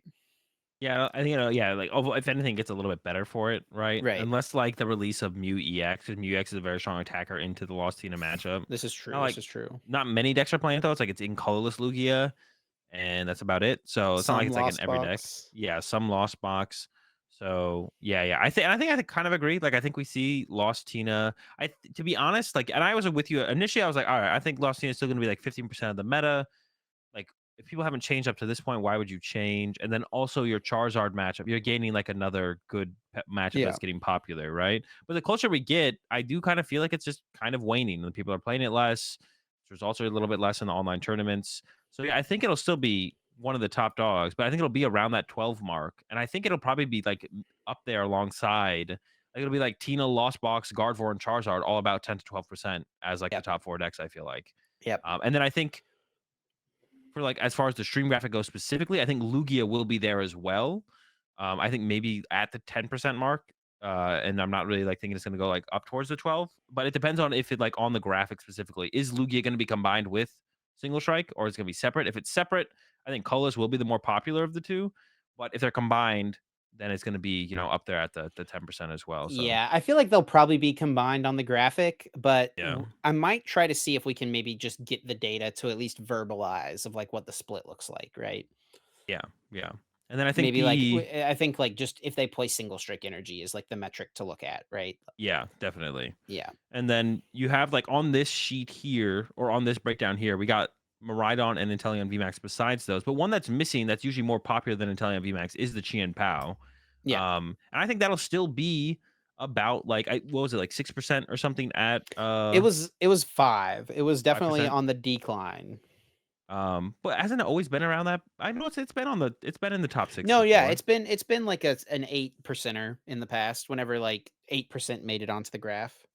Yeah, maybe it is on the decline. So it'll probably be around 5% again. But I think there is reason to feel like if you're someone who has enjoyed Chien Pao, I don't There's think no Chien Pao reason is to great right not now play it. either, but like, are just like great in general. I have Yeah. liked Chien Pao in the past, uh, but Chien Pao is probably one of the few. I think like Charizard has like solid matchups across the board, but it has a bad Lost Tina matchup and it has a bad Chien Pao A matchup, right? terrible Chien Pao. It feels Chien Pao awful. just blows that sucker up, and then like, yeah, Yeah, there's so many plays like you're always just ahead as Chien Pao. It's impossible for the Charizard player to ever actually get ahead. It's not actually possible. So of course if you whiff as Chien Pao, that's their moment. But even if Charizard attacks first, the Chien Pao player is still technically ahead on the prize trade. So yeah, it's a terrible matchup for Charizard. So like, yeah, I mean Chien Pao theoretically matchup wise it's a little bit better, but yeah, I don't really like think the power level of the deck is actually that high. I don't think Chien Pao is just like that good of a deck in general, even if you're gaining another solid matchup in the Charizard deck. yeah. Still not a huge fan personally. But yeah, it'll probably be around then what, the 5% Rapid Strike? Probably also gonna be around that 5%, right? No matter how good of a play Rapid Strike is, It's it's not the type of never deck that's ever going to be more popular than that. yeah. I actually do think Rapid Strike's gearing up to be a pretty good play though. The How Charizard does matchup I think is the one fine. thing I'm unsure about is the Charizard matchup with that deck. Like, who is favored in that matchup? Oh, because that's my kind of question mark as well. My current impression on it is that it's like fine. I do like the double Cheryl in the Inteleon Rapid Strike deck as well. I bet So that you have swings that. it. Yeah, you have that to work with, but if you play that. And then the biggest reason it gets better though is there is less Mew, right? Mew's kind of just gone for the most part because Charizard is so popular, which I think is fair. And I think Mew's a pretty bad play right now in general.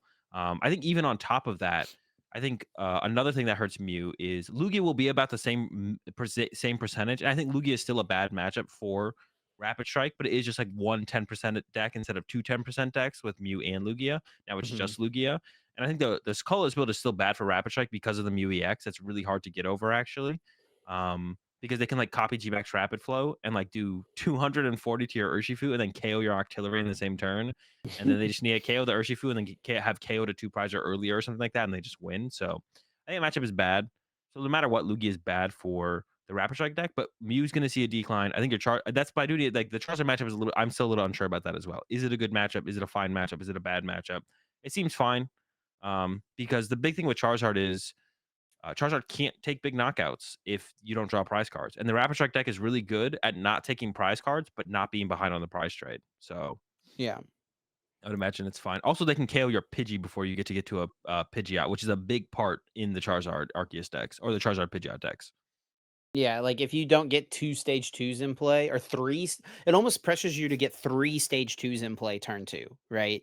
Which is Yeah, kind of, because they're just gonna pretty spawn low trap percent your chance to happen. yeah, because the Rapid Strike deck can even draw how many prize cards can you draw? 4. And there's oh no, I guess they have the choice spell. You can draw 3 prize cards as the Rapid Strike deck, and they're still not KOing your V Maxes, Yeah. which Um, is pretty good. a deck that's listed second here, one that you've toted is still the BDIF, the best deck in the format currently, Yeah. is the Gardevoir EX.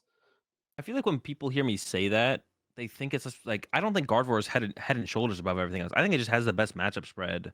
I Yeah. think actually like for like my tier list and our tier list pre Pittsburgh, we should have had some other decks alongside Guardian, the first tier. But I think for this event specifically, Guardy is like the standalone best overall deck because the meta does feel like it's getting wider and not narrower, right? So I think that Mhm. works to Gardevoir's strengths, where it's like, okay, if the meta is this much wider, I'm the deck that has the best matchup spread, so I become more powerful, right? So yeah, but when I say Gardevoir is the best deck, like when I put Gardevoir alone in S tier, it's not that it's that much way better than all these other decks that are really good. It's just like I can definitely identify that Gardevoir is the better deck than any other deck in the format, so it should be in its own tier. And then even when I like with my tier list I did this week, I put like Chien Pao and Miraidon, I think, in tier 3. But I don't think Chien Pao or Miraidon are like that much worse than the decks above them in tier 2. It's like they're just like they're definitely worse than those overall, but not by a whole ton. I think they're still solid. I think if you've been playing Chien Pao and Miraidon up to this point, or maybe I put them in tier 4. But even then, even if I put them in tier 4, if you've been playing Chien Pao and Miraidon up to this point, then you should still play Chi and Power Miraidon. The only thing I wouldn't touch is a deck that I put in like tier 5, which I think in my tier 5 was Single Strike Lugia, Fusion Mew, or just Mew in general, and Palkia. I wouldn't play any of those. But yeah, if I had Chi and Power and Miraidon in tier 4 on my tier list, but it's like the meta is like so close in terms of like the point difference in like a tier 1 deck to a tier 4 deck is like not that far. So like this is definitely not one of those metas where there's some decks that are need like a little bit more of a perfect meta. There's not as many meta swings going, not as many Jurassic meta swings, you know? Yeah. So for Gardevoir right now, I mean, I feel like it's the deck. It kind of reminds me. Not because of how it plays, because it's pretty different in how it plays to this deck I'm gonna compare it to, but just, like, its place in the meta feels similar to this deck. And that's Maxie's Tall way back in, like, 2016 timeframe, where it was the best deck in Expanded, but it wasn't the best deck because it just stomped a bunch of other decks. It was the best deck because you had a lot of options, and it was just solidly 50-50, if not slightly favored, That strategies for against a everything. lot of stuff, Yeah. right? It was not worse than 50-50 against basically anything. And it has a very high had a very high skill ceiling, right? I Mhm. feel like Gardevoir is that deck in this format. Yeah. It's 50-50-ish, if not a little better against pretty much everything, has a Rapid high Strike's skill tough, but ceiling. Yeah, Rapid Strike is definitely its worst matchup of like what we've got listed here, but yeah. like I mean, even stuff like, Lost Box, definitely a 50-50 matchup, right? And that's like one of the Yeah. other more popular decks. Yeah, and that's like one that's a little bit skewed. A lot of people think Lost Box is like really good into Guardy, but if you play against a good Guardy player, it's like 50-50. Like Yeah. and you can even go as far as like adding some League HQs in there, and then things start to get tough for the Lost Box player. When the League HQs and the Ionos start hitting, I it's mean, a we little bit saw harder to that chain in and Brazil, right? stabilize. Gustavo played 2 League Yeah. HQ in his list, right? Yeah, that's different. Yeah, Gustavo was trying to beat Gustavo made I guess at the end of the day, a poor meta prediction, unless Gustavo was trying to stop the Charmanders from hitting for 30 damage turn one. That I'm was sure there was still plenty of Lost Box in the oh room, yeah, okay? of course, of course. It is good against Tina as well, because sometimes Tina's win condition is to use a Sableye to close out the game and not, or Right. to use a Sableye instead of a Tina to close out the game. So, Yeah. but yeah, two League HQs. Well, I mean, to be honest, the Charmander using Ember to return KO a Shiny Arcana Gardevoir is kind of annoying. So, Iono, HQ, Shiny Arcana Knockout, Don't I don't gotta know, is worry it about that Ember or for this whatever? event anymore though, right? You should still be playing one, I think. You should still be playing 160 HP for the Guardian matchup to be able to go Yeah, fair. Charmander Fire, like return knockout, a That's Shiny that's Arcana. another thing. We haven't talked about like list specifics yet, but I feel Yeah. like in formats where you have an evolution Pokemon and there's like multiple decent evolving basics, the correct optimal play almost has to be playing a split of some sort, right? I mean, we've seen that in Yeah. Gardevoir. Everyone plays one of the 60 HP Ralts just so you have the option to memory skip. Some people even play the Scarlet and Violet. I've seen like the Yeah, yeah, yeah. I've seen 2-1-1 that split. too. Yeah. I don't know if that's good, but yeah. For like the Charizard deck, I like the 2-1-1 split because there's I have them right here. There's a 70 HP Charmander that takes that for 2 fire energy does 40 damage with Ember. So you can play like one of those for the Ember for 40. Because It if you has do like more one, HP is the thing too. yeah, it's got the 70 HP one retreat cost, and then there's the one that just came out at 151 that has 70 HP one retreat cost, and then its first attack discards a Stadium, second attack does 30 for 2 fire, Oh, you're and then talking there's about the promo too. yeah, the promo one. And then there's the 60 HP one that everyone was playing before 151 came out that does 30 for 1 fire. And the 30 for 1 fire is like good against is like actually good against Gardevoir. Because if they use a Shiny Arcana to like fully load a Shiny Arcana and KO a Charizard, then you can respond with the 1 energy 30 punch and send up a 1 prizer for a turn. So I think you should be playing at least one of them for the Guardian matchup, and I think probably the optimal split is a 2-1-1 split. So then, like people for Pidgeys, there's a little. I mean, and the reason you not want to play the lower HP Pokemon is like when there's actual threats, like turn one. Like usually in the past, it was like, oh, does my opponent have an attack turn one that can do 60 damage, and they can do it often? Okay, yes, they can. Okay, I'm gonna play 70 HP basics instead, right? For right now, people are looking at Sableye, and like people are using Sableye is a reason to not play the 50 HP Pidgey, but the 50 HP Pidgey is so good. It has Call for Family. Yeah. Like, that's so good. And my argument against not playing the 50 HP Pidgey is like, if you don't turn two candy out your Pidgeot and you just don't have a Pidgeot in play, you're going to lose anyways. And if you're not getting a turn two Pidgeot, they're still going to Sableye your 60 HP Pidgey or your 50 HP Pidgey. Like, the Charizard deck literally falls apart without a Pidgeot.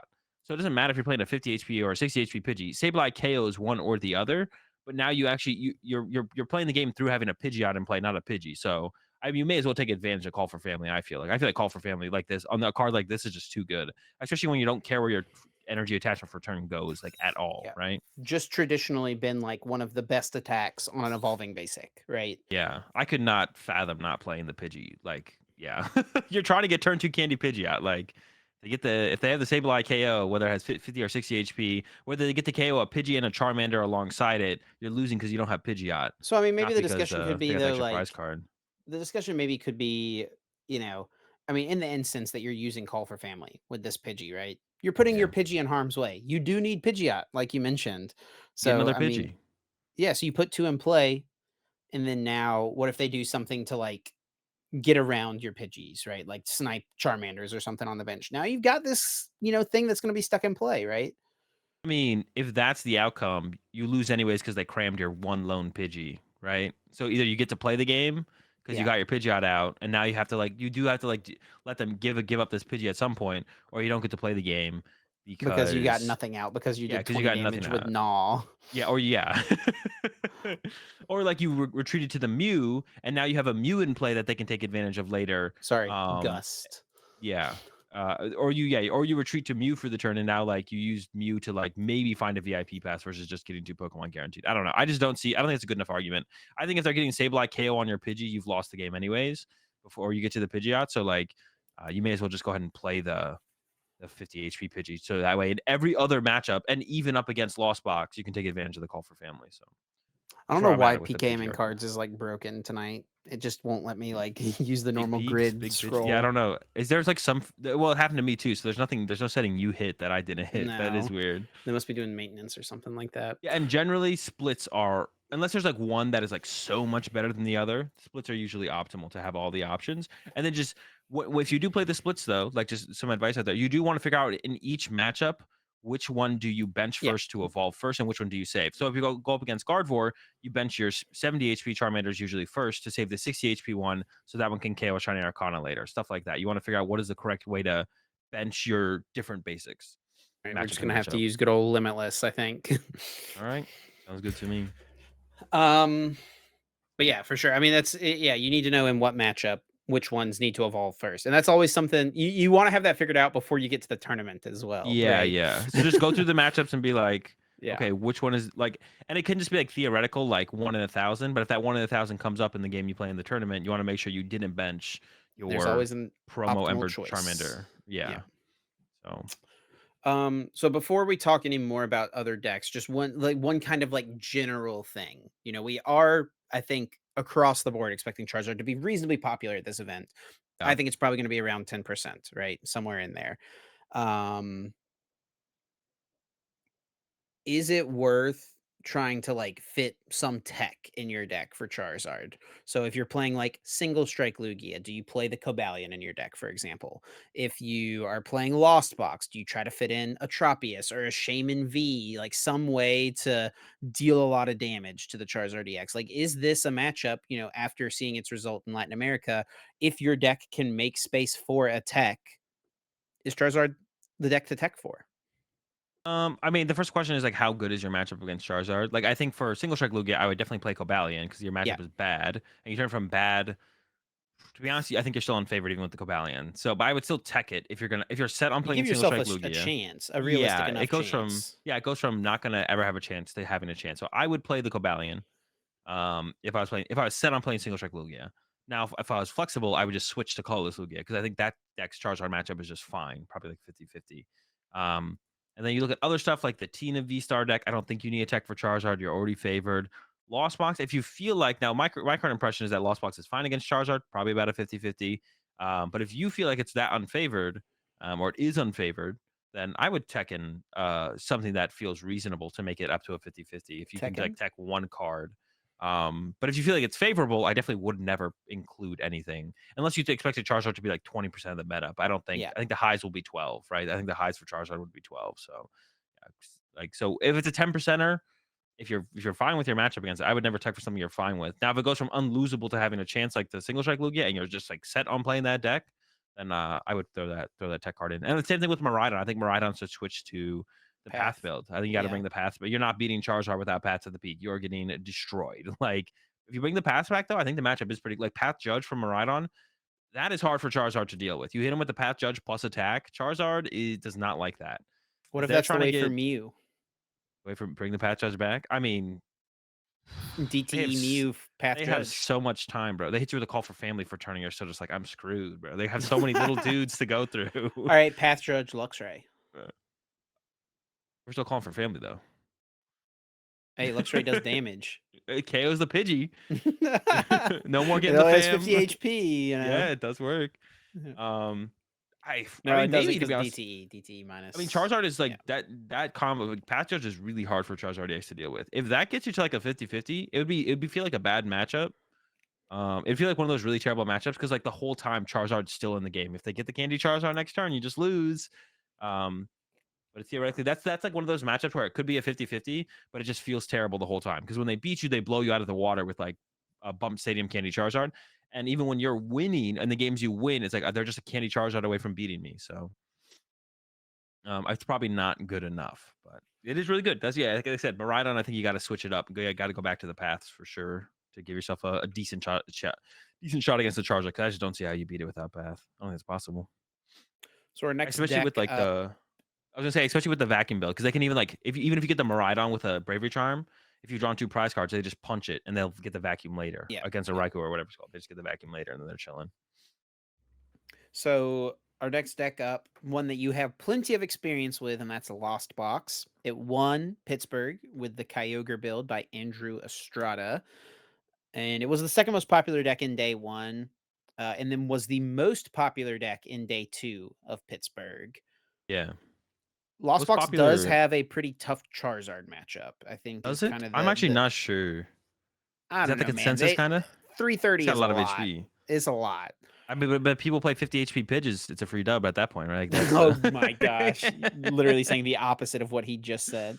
I don't know if it is a bad matchup. Then that yeah, I'm a little bit inexperienced on that one. Let's just think about it, right? Like, A lot of HP.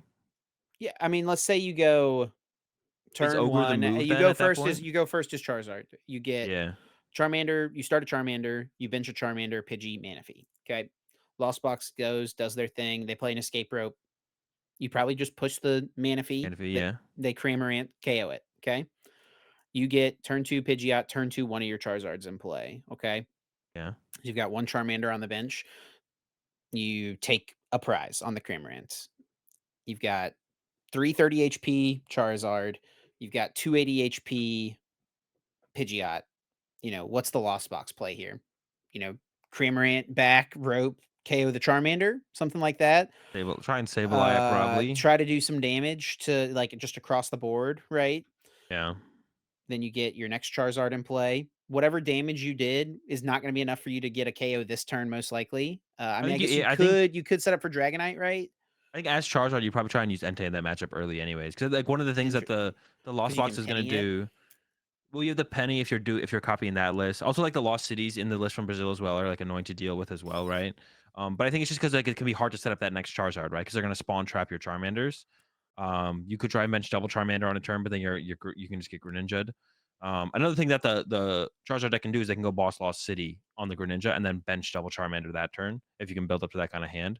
But I think Also, the biggest problem is like Iono in the Charizard deck is good against Lost Box as well because like you yeah, are trying to like piece together your prizes when you can. It's not like you can set up scenarios like with Kyogre, for example, where you're trying to take all four of your prizes in one turn so you don't get yeah. Iono to less than four. Like you're gonna get Iono to less than four in that matchup for sure.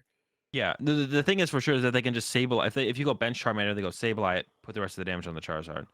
Bench Charmander, Sableye it, put the rest of the damage on Charizard. They will theoretically eventually win the game, right? Because either you stop benching Charmanders and they go, okay, Dragonite knockout, or we just sit there until I win by KOing a 1 prize every single turn until eventually I KO your Charizard. So I think Yeah, but Entei in the Charizard has early been the game. aggressor in this instance, right? Well, that's if they go. Well, no, because Charizard goes first, and I got the Oh turn one yeah, and knockout then with you Cram, right? Cramorant. Yeah, yeah, yeah. Yeah. So that's why I think you have to open up with Entei, and that's why like, one of the reasons I think Entei is really good in the deck is because like if they respond to your Entei with a Dragonite, then your Charizard KOs that, and now your Ionos are hitting a harder, earlier, sooner, and you can start to like scale and take the rest of the game from there. And then Pidgeot does become like a closer eventually as well, right? Like if they Yeah, eventually get Pidgeot's through your fine Charizard, attacker, yeah. Yeah, if they get through your Charizard with like triple Sableye or something, then you can eventually go, okay, Pidgeot for my last prize card on like a Comfey or something. So I think Entei early, so they can't just sit there and like eventually KO the Charizard is important. Well, you also do have the Radiant Zard that does come into play. It's got 160 HP, a little bit annoying to knock out as a one prize, and you can eventually use that as the Charizard deck as well. So I could see it. Yeah, I'm actually not sure. Like I said, I don't know who's favored in that matchup. If Charizard You is know what favored, radiant Pokemon I like in Charizard? Serena, Serena. why? For this matchup. I thought we were already favored. You just said we were favored. I We need a think it tech is for it now? favored. I think it is favored, Radiant but Charizard's pretty it's good. I don't know. popular enough as well. And I don't think Radiant Charizard is that good. I think the part that It's makes good Radiant against Charizard good is Miraidon. in games that you want to not have to make a third Charizard EX. It gives you like the big hitter that doesn't force you to Yeah. make a third Charizard EX. Because it can be hard to make that third one if you made Pidgeot, Understood. Charizard. Getting that Yeah. third one can be a little bit of a stretch sometimes, right? Yeah, like against like Miraidon, Chiampao, and then even lost Tino because with the choice belt you can clean up a Tino at Charizard the end is of the game. definitely Radiant Charizard is definitely good against like the Miraidons and Lugias Yeah. and stuff like that. But So one prize that I can guaranteed I think like you're good. You're favored in those thread. matchups without the Charizard, right? That's possible. I haven't seen. Yeah, it's possible. I It's just possible. maybe I'm kind of stuck on it from the one stream game that we had in Pittsburgh of Charizard. That guy played Radiant Serena in his deck, and it won him the Lost Box matchup that game. You watched it, right? You VOD reviewed it. Yeah, I think I did. Yeah, yeah, yeah. I mean that's true. But yeah, I don't think it's if it's already favored, I wouldn't play the Serena. I'd play the Charizard to have more I wonder diversity if in you your can deck. make it matter in the mirror match too. Serena's probably not enough healing for it to matter in the mirror match. I Well, thought about something like Cheryl as a tech for the mirror match. I could see like being decent because the mirror seems kind of like kind of ridiculous. Of just like I feel like in the mirror match, both players are gonna have. There's gonna be a turn where both players have like 400 damage in play. yeah, people are retreating. Playing a switch card honestly might be a pretty good tech for the mirror because then when they take the hit, you can switch but not lose the energy on your Charizard, so you could use it Hmm. later possibly. So that could even be like a solid tech, second super rod, so you can get more energy back to just like switch a hard retreat between your I Charizards wonder as if well. Could something be like good. Cook would be enough healing, something like that. Probably Cheryl is just better. Yeah, I don't think we're If you had, cooking. like, Cook plus Serena, I don't know. I think you're overcooking the deck for I'm a overcooking it little bit with the here. Cook, yeah. Yeah, that's like a lot of stuff. I think you just have to. I think being consistent is also key as well because you Of actually. course. The more I've seen the matchup play out, I think actually getting that first one prize knockout gives you the edge because you can just boss another one prizer at some point to like even that out, and you don't really mind going down to the one prizer at the end of the game potentially. So, um, yeah, it's not that big of a deal to like draw the one prize, which I think people are making it out to be like a big deal in the Charizard mirrors early on in the meta. But the more I've seen like the mirror match kind of develop and the decks develop, it doesn't seem that bad. Um, So we got a couple Lugia variants here. You've already mentioned that you like colorless Lugia and really dislike single strike Lugia. Why is that? yeah, it's just the Charizard matchup. So I just don't want a unfavorable Charizard matchup. I don't know why we'd ever want that. And the single strike one just struggles so hard. There's like no reason to. Yeah, it's like really, really bad. Like I wouldn't want to. I would want to try and avoid an unfavorable matchup against any of like the 10 percenters. If it was like slightly unfavorable, it wouldn't be as bad, but it feels awful, literally awful matchup. So I could give up on single strike, but Colorless Lugia is there to pick up the slack for sure. I think it's like literally just like slots into its place in terms of the meta. And takes over. And I think it is the Mew brought a lot to the deck for sure. The Mew definitely brought a lot to the deck for sure.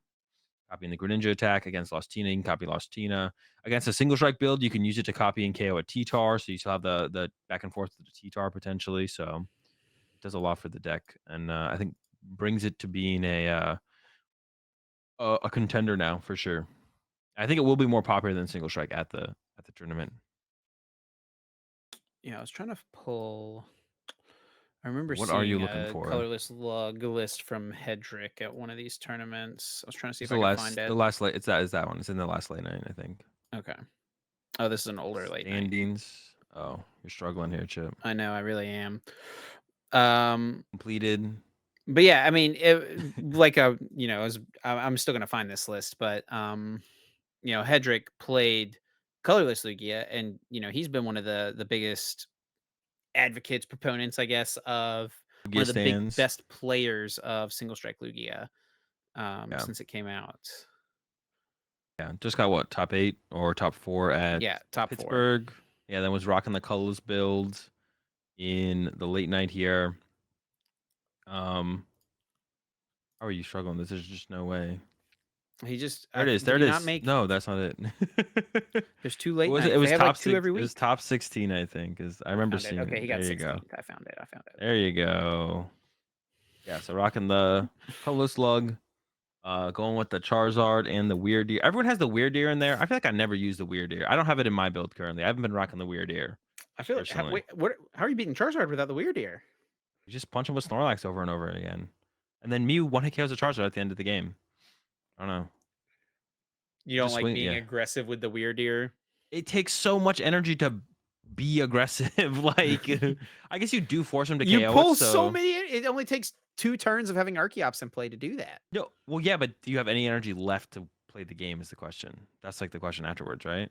You Yeah, go Weird Deer yeah, knockout, and they dude. You play go, so many energy. What do you mean? You play a gajillion energy, and you have how much 4 double damage? turbo energy. How much damage do you need to do 330 All I on that know math? is that I was playing some of the Charizard deck on uh TCG Live, and I turn 2 got my Charizard in play and hit the Lugia that attacked me and like it knocked something else out the last turn, right? Huh? I had 4 energies on it. Sure. And then that turn my Charizard died. That's all I know. Okay, and then what if you went Candy Zard and then KO'd the Weird Deer?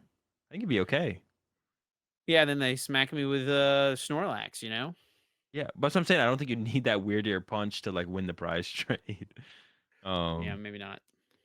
I feel like it doesn't like, and also like specifically one thing I don't like about Hedrick's list is I that it like doesn't have the having a Drapion. nuke But in Lugia, you know, something that can just yeah, come in and clear the board, clear whatever your opponent's active is. Tyranitar can do that, right? Tyranitar can clear almost everything. It can't clear Charizard unless you've got the Cobalion in your list, right? yeah. But I like having something that no matter what your opponent's got in the active, it can go down I mean, I don't dislike the Weird Deer, but I feel like you have that through other Pokemon. Like the Mew can do it against Charizard EX. Drapion does that against in Mew very EX, specific or situations. Gardevoir EX, or Mew VMAX, or Gardevoir EX, Yeah, right? sure. I feel Sure. like you have those options But we still. see a Hedrick here not playing the Drapion, Yeah, pretty common card in the no. list. But it might be because like the weird ear, like you're about to say, like it accomplishes that in those matchups, right? So I it's mean, like, that's not. I think Gardevoir would love it if you used Weird Deer against them. I think well, they'd be all sure, down for but that. it's got to be at the end of the game, right? Yeah, but they're trying to go like turn 2 Guard EX swing, and if you don't have the Drapion response, you just lose if they go Mm, for that play. Of course, they probably play as if you have the Drapion, so maybe then that's the mind games. But this is open decklist online tournament, so that's not a possibility. sure. Also, I don't know how concerned Hedrick is in for Gardevoir in the online tournament, but um, yeah, I'm not sure. He But only played against one Charizard and beat it. yeah, got the Weird Ear. Got the weird ear. Lost to the Gardevoir though. Bodhi took him out. Yeah, but he took him down. And insurance against Mew doesn't hurt either, right? I think you're unfavored without the Drapion if you go up against Mew. That's for sure. It's gonna be tough if you can't KO Yeah, VMAX. no, for Well, sure. you I can with a mean, Weird Ear, but Drapion is just yeah, dude. I mean, yeah, Drapion is just like the counter card of all counter cards that have ever existed. So yeah, of course, you're gonna wish you had it if you go up against a Mew. I'm just saying. Like, I'm just stating facts. You know what I'm saying? You're gonna wish it if you go up against a Mew. You're gonna wish you had it. That's all I'm Yeah, saying. he did Um, lose to a Mew, so he beat a couple of other Mews though. yeah, yeah. Um, You want to spend talked any about time on Rhydon already. Maridon? We already talked about Math. Inteleon a little bit. Yeah, I like Rapid Strike, but yeah, I think that kind of covers most of the decks to talk about. The one I think the only one to mention that's not on here is Chien Pao, right? Is there any other deck that's not on here that's worth No, mentioning? Oh, it's just the Chien Pao, right? Or and is Mew Chien on Pao there? did Wait, Mew's get. not on that Oh 8, no, is Mew's it? not on there either. Yep. All right, what do you? I mean, Mew. I'm not a You big like. talked. You already said Mew. Yeah, yeah, that's Yeah, true. That's we true. We are. talked about it. It's just um Charizard. Charizard. Yeah, it's too Yeah, you much. just Charizard. All right, let's get Mew. a couple. Chien Oh, go Pao ahead. did just win like 160 person event tonight. There we go. And it's like that. It's the same list, the turbo list, right? Everyone's playing that turbo list. I think it's Yeah, good. it was It's definitely solid. Benny Billinger. I'm still not a huge like. I just don't think like the way people describe the Chien Pao deck is that it's just like a high roll deck or it's inconsistent. But I feel like that's just such a bad way to describe decks. Like inconsistency is just like part of your win rate. Like the deck, I feel like the deck's just power level. I've been using the term power level recently. I feel like it's just the deck's not powerful. That's not true. It has powerful having powerful options doesn't matter. I just don't think its win rate is that high in the meta. That's what I should say, because you don't have to have powerful options to have a high win rate either. I remember before the NAIC that I won, kid was like, "Bro, how can we play an Arceus Flying Pikachu deck? It caps at 200 damage. How do you ever beat anything only doing 200 damage a turn?" He said that pre-Milwaukee, I think, when we played it at Milwaukee and then played it at NAIC the after. Power doesn't matter. The only thing that matters is win rate. I just feel like Chi and Pao doesn't have it there. But not to the point where if, like, you haven't been grinding Chi and Pao, you shouldn't play it. Like, I think that's, like, another thing to make clear when me and Chip are, like, talking about these decks. Like, if you've been grinding Chi and Pao, and listen, maybe you just don't agree with our opinion as well, which is fine. But if you are taking our opinion to heart here, or including it into your, like, analysis of what you wanna play, if you've been grinding Chi and Pao the last 2 weeks to play it at Peoria, you should play Chi and Pao. Like, the deck's not bad. And the biggest difference, like, I've been saying this a lot recently because I think it is so true. The number one factor for anyone's success at a tournament is how they play on the day of the tournament, not Yes. what they're playing, Yes. right? There's a lot of times I'll point out people like decks that I think are bad that make top eights or even win tournaments. I'm like, that's a bad deck. I think a good example, and I think Drew would tell you this himself. The first regional post COVID, when Drew won with Arceus Gengar B Barrel, that deck was bad. And No, it dude, won the Drew would tournament. not say that deck was But bad. Drew would you don't know Drew if you think he's gonna tell you that deck is bad, dude. that deck was bad, but Drew still won, and it's not because Drew is playing a good deck. It's because Drew played well, and that's all that mattered. Drew picked up, Sure. and that deck wasn't like truly terrible. It was just like compared to what else you could play, it was like a tier 4 deck probably, right? But Drew played well and played a not truly awful deck. You know, it wasn't a truly awful deck. It was just like compared to the other decks you could be playing. To be honest, this deck's not great. Um, but Drew played well and then did well. Like so, Chi and Pao, me and Chip saying, we're not big fans of Chi and Pao. Now, one thing you could just disagree and think it's better than we think it is, which is fine. Or you could just be like, well, but or what we would tell you is like what matters on the day of the tournament is just how you play. So if you're most practiced and prepped with Chi and Pao, if you switch to, I don't know, we say Gardevoir is S tier deck. If you switch to Gardevoir, you're probably gonna end up with a worse placement than if you just play Chi and Pao. So you should play Chi and Pao. And I wouldn't be surprised if a Chi and Pao won the tournament or made top eight at it either. So it's like, yeah, play what you know, but don't play what you know, but only to up to a certain extent. Like don't play Mew. I guess would be like my one thing is don't play Mew at this one. But besides that, if you've been practicing it, you should rock it. All right, well, let's make a couple predictions and then we'll get out of here into our bonus episode over on Patreon. We do still have that 30-minute Patreon exclusive bonus episode that we'll be doing immediately after this regular episode concludes. So, yeah, a couple predictions here. Azul, what deck do you predict will win the Peoria Regional Championships? Ooh, I'm gonna go because it's like one of my favorite decks right now. Colorless Lugia. I'm gonna go with Colorless Lugia. It's one of my favorite decks right now. I'm a big fan of Colorless Lugia. I really enjoy playing that one, so I'm gonna go Colorless Lugia. I'm going to go with Gardevoir for this one.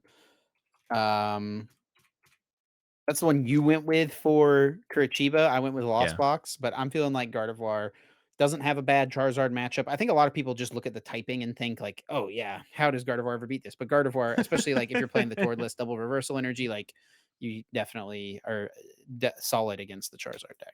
Yeah, we're not attacking with like back to back to back Guardy EXs. Yeah, the typing just does Yeah, not yeah, matter. Yeah. yeah. We're not sitting there and attacking with Guardy EXs. We are attacking with Shiny Arcana, which has 140 HP Yeah. and literally gets KO'd by everything in the format. So Yeah, and typing puts advantage doesn't matter. 120 damage on itself. Yeah. Like, It has 2 HP remaining when it's attacking. yeah, yeah. It doesn't matter what they're attacking It with. It gets could be KO'd weak to or not. the 60 HP Pidgey, bro. Yeah. That's the reason to play 60 HP Pidgey in Oh. your Charizard deck. How much is the Hold 50 up. HP one swing for? Hold up, hold up, hold up. But it costs an extra energy. Yeah, the tackle for 2. We Yep. can still get there, but yeah. True, true. Maybe a 1-1 split then. We were hyping up splitting 1-1 split, 1 call for family, 1 gust. Yeah, Call for Family, though, is maybe a slight exception to that, Yeah. optimal split I thing, think right? so. I It's think so. just too If we have good. the 60 It's too HP good. Charmander to cover the Shiny Arcana KO, I think we'll be okay. I think we'll All be right, I'm okay picking for sure. Gardevoir. Azul's picking Colorless Lugia. Highest placing Charizard for the event. So obviously, it just won Curitiba. Pretty hyped up coming into this event. We all think it's going to be pretty popular. Um, but maybe has a little bit of a target on its back, right? I mean, it's like more on Definitely. people's radar than it was for like Pittsburgh, Barcelona, or Curitiba, right? Yeah. So does that affect its placement? I'm still going to give it a top 8 finish personally. I think it definitely will. So I'm gonna give it a top 16 because I think it's like proven to be a solid deck no matter what. But I think we're gonna have Miraidon's playing Path. We're gonna have maybe some grass attackers in the Lost Zone decks. Lost Zone is not going anywhere, so I think a top 16. I don't think it's gonna quite be able to squeak out that top 8. And then the last one, our last prediction is a non-North American player that you think can make top 8. Are we We predicting don't can know make, for or are we saying whether they will or sure. won't? I thought we were gonna predict whether or not there will be one in top 8. Oh, yeah, that's right. Yeah, yeah, my bad. Yeah. I just didn't write that down here. So, yeah, will a non-North American player make it into top 8, is the question. More prizing on the line. A lot more people are being willing to travel over from Europe or travel from other parts of the world, Latin America and all that, to these events. What do you think, Azul? I'm gonna go with no, but my reason is just gonna be because Canada's just been too strong lately. They've been Canada's been getting carrying NA, dubs. to be honest. Yeah, getting dubs in top 8s. So yeah, we're gonna go ahead and say that if America can't quite keep the foreigners out of top 8, Canada's gonna come through and take care of them for us. So between America and Canada, it should be no problem. Yeah, no foreigners are gonna be in top 8 for this one for sure. So, is this right? What's wrong with this? I don't know. What are you looking at? I'm looking at the Poke Data thing. I was looking at Pittsburgh to see how many Foreign EU player. players were, but Oh, for some reason on Poke Data, the flag under EU is the Canadian flag. I mean, they speak French. Let's lock it in. Let's go. Some All people. So right, yeah, there was that's just looking at this information, there was a decent amount of, out of country players. What did you predict? What did you say? no. You said no. I'm gonna go with yes. I think And I Tord is gonna be think there, so that's a pretty I good think Tord's gonna be there. I think Brent is Brent probably gonna be Tonneson. there, Yeah, right? according to Brent's Twitter, Brent Tonneson will be there as well. So I think, yeah, top non-North American player in top 8. I mean, that's like the Um best. I would say like best European Tord player, and then Tord argument for did best win this Australian event player. last year, by the way. Tord won this event. That's true. So maybe looking to defend the title. I mean, how many are you going to give to Tord with that? Because Tord also won the first North American regional last year, and that was Pittsburgh this year. Was that the same thing for No, he you? didn't win the first North American. Piper won the first North American regional last year. Piper won Baltimore. Oh, was it not Peoria? Am I Nope. trolling? Oh, I guess I am trolling. Never mind. I Yep. thought it was. It was Baltimore because remember Baltimore was the same format as That's right. Worlds. That's right. Oh, Yeah. Tord won the second North Yep. American regional, which is Because it was the first one with the this Lost one. Zone, with Lost All right, Origin things are lining label. up worse than I thought. All right, we got to come prepared. Look out. Do you think Tord will run it back with Sablezar? Just roll up, just With cross switchers, yeah, just do it all over four again. path again or whatever. I don't know He's about prepped that, but prepped for the Empoleon V. Klefki's All this time. right. Alakazam, Klefki. Got to shut him down. Oh, the Path doesn't shut them down anymore. I don't even know what you'd use. All right. Uh, Silent Lab, obviously. So you can totally use your Comfy while Silent Lab's in play. All right. No, you play Silent Lab and Lunatone Soul Rock. How's that interaction work? Oh. How's that interaction work, Azul? Well, Silent Lab. If Silent Lab was in play first, you couldn't put. Well, how do you know it was in play first? You How would are you just have to assuming know. what's in play? What? Okay, well, if you benched, man, that's actually I don't know. What is the? How do you It do you know the probably is answer? what came into play first. It's almost definitely what came into Yeah. play first. Well, if Silent Lab came in play afterwards, would it shut them down or no? No, right? No, the Yeah. Lunatone Soul But if Rock would Silent Lab protect was in itself. play, but I don't know if it would. No, so if Silent Lab was in play and you bench the Lunatone first. If you mess up your sequencing, you definitely get locked out, right? You definitely have to bench Lunatone after Soul Rock. If you bench Lunatone in play, Silent Lab would shut it off, and then Soul Rock would come into play, and then it couldn't be active. It was Dude, already we're shut not thinking off. about this right now. All right, send us out, Chip. Take us home. Let us know in the comment section down below. Jake, if you're listening to this, how does it work? And then go tweet about it so you can annoy Puka. All right, send us out, Chip. All right. Thanks so much to everyone for listening and for your support. As always, if you want to show us any extra support, feel free to do so by dropping a comment, leaving a like if you're watching here on YouTube, or if you're listening on Spotify, Apple Podcasts, Google Podcasts, wherever you listen to your podcasts.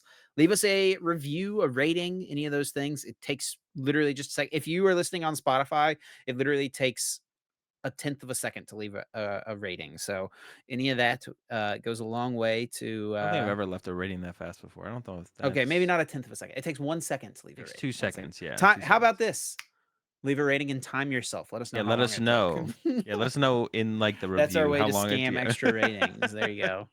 Let us Yeah, know. thanks a bunch for the support as always, everyone. And if you want to stay up to date with us, the best place to do it is over on the website formerly known as Twitter. You can follow myself at Chip Ritchie, Azul at Azul_GG. And you can stay up to date with the podcast as well at Uncommon_Energy.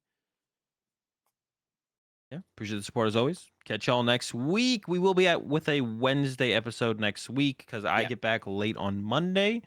So see y'all again on Wednesday, and then see some of you in just a bit over at the bonus episode on the Patreon. Peace.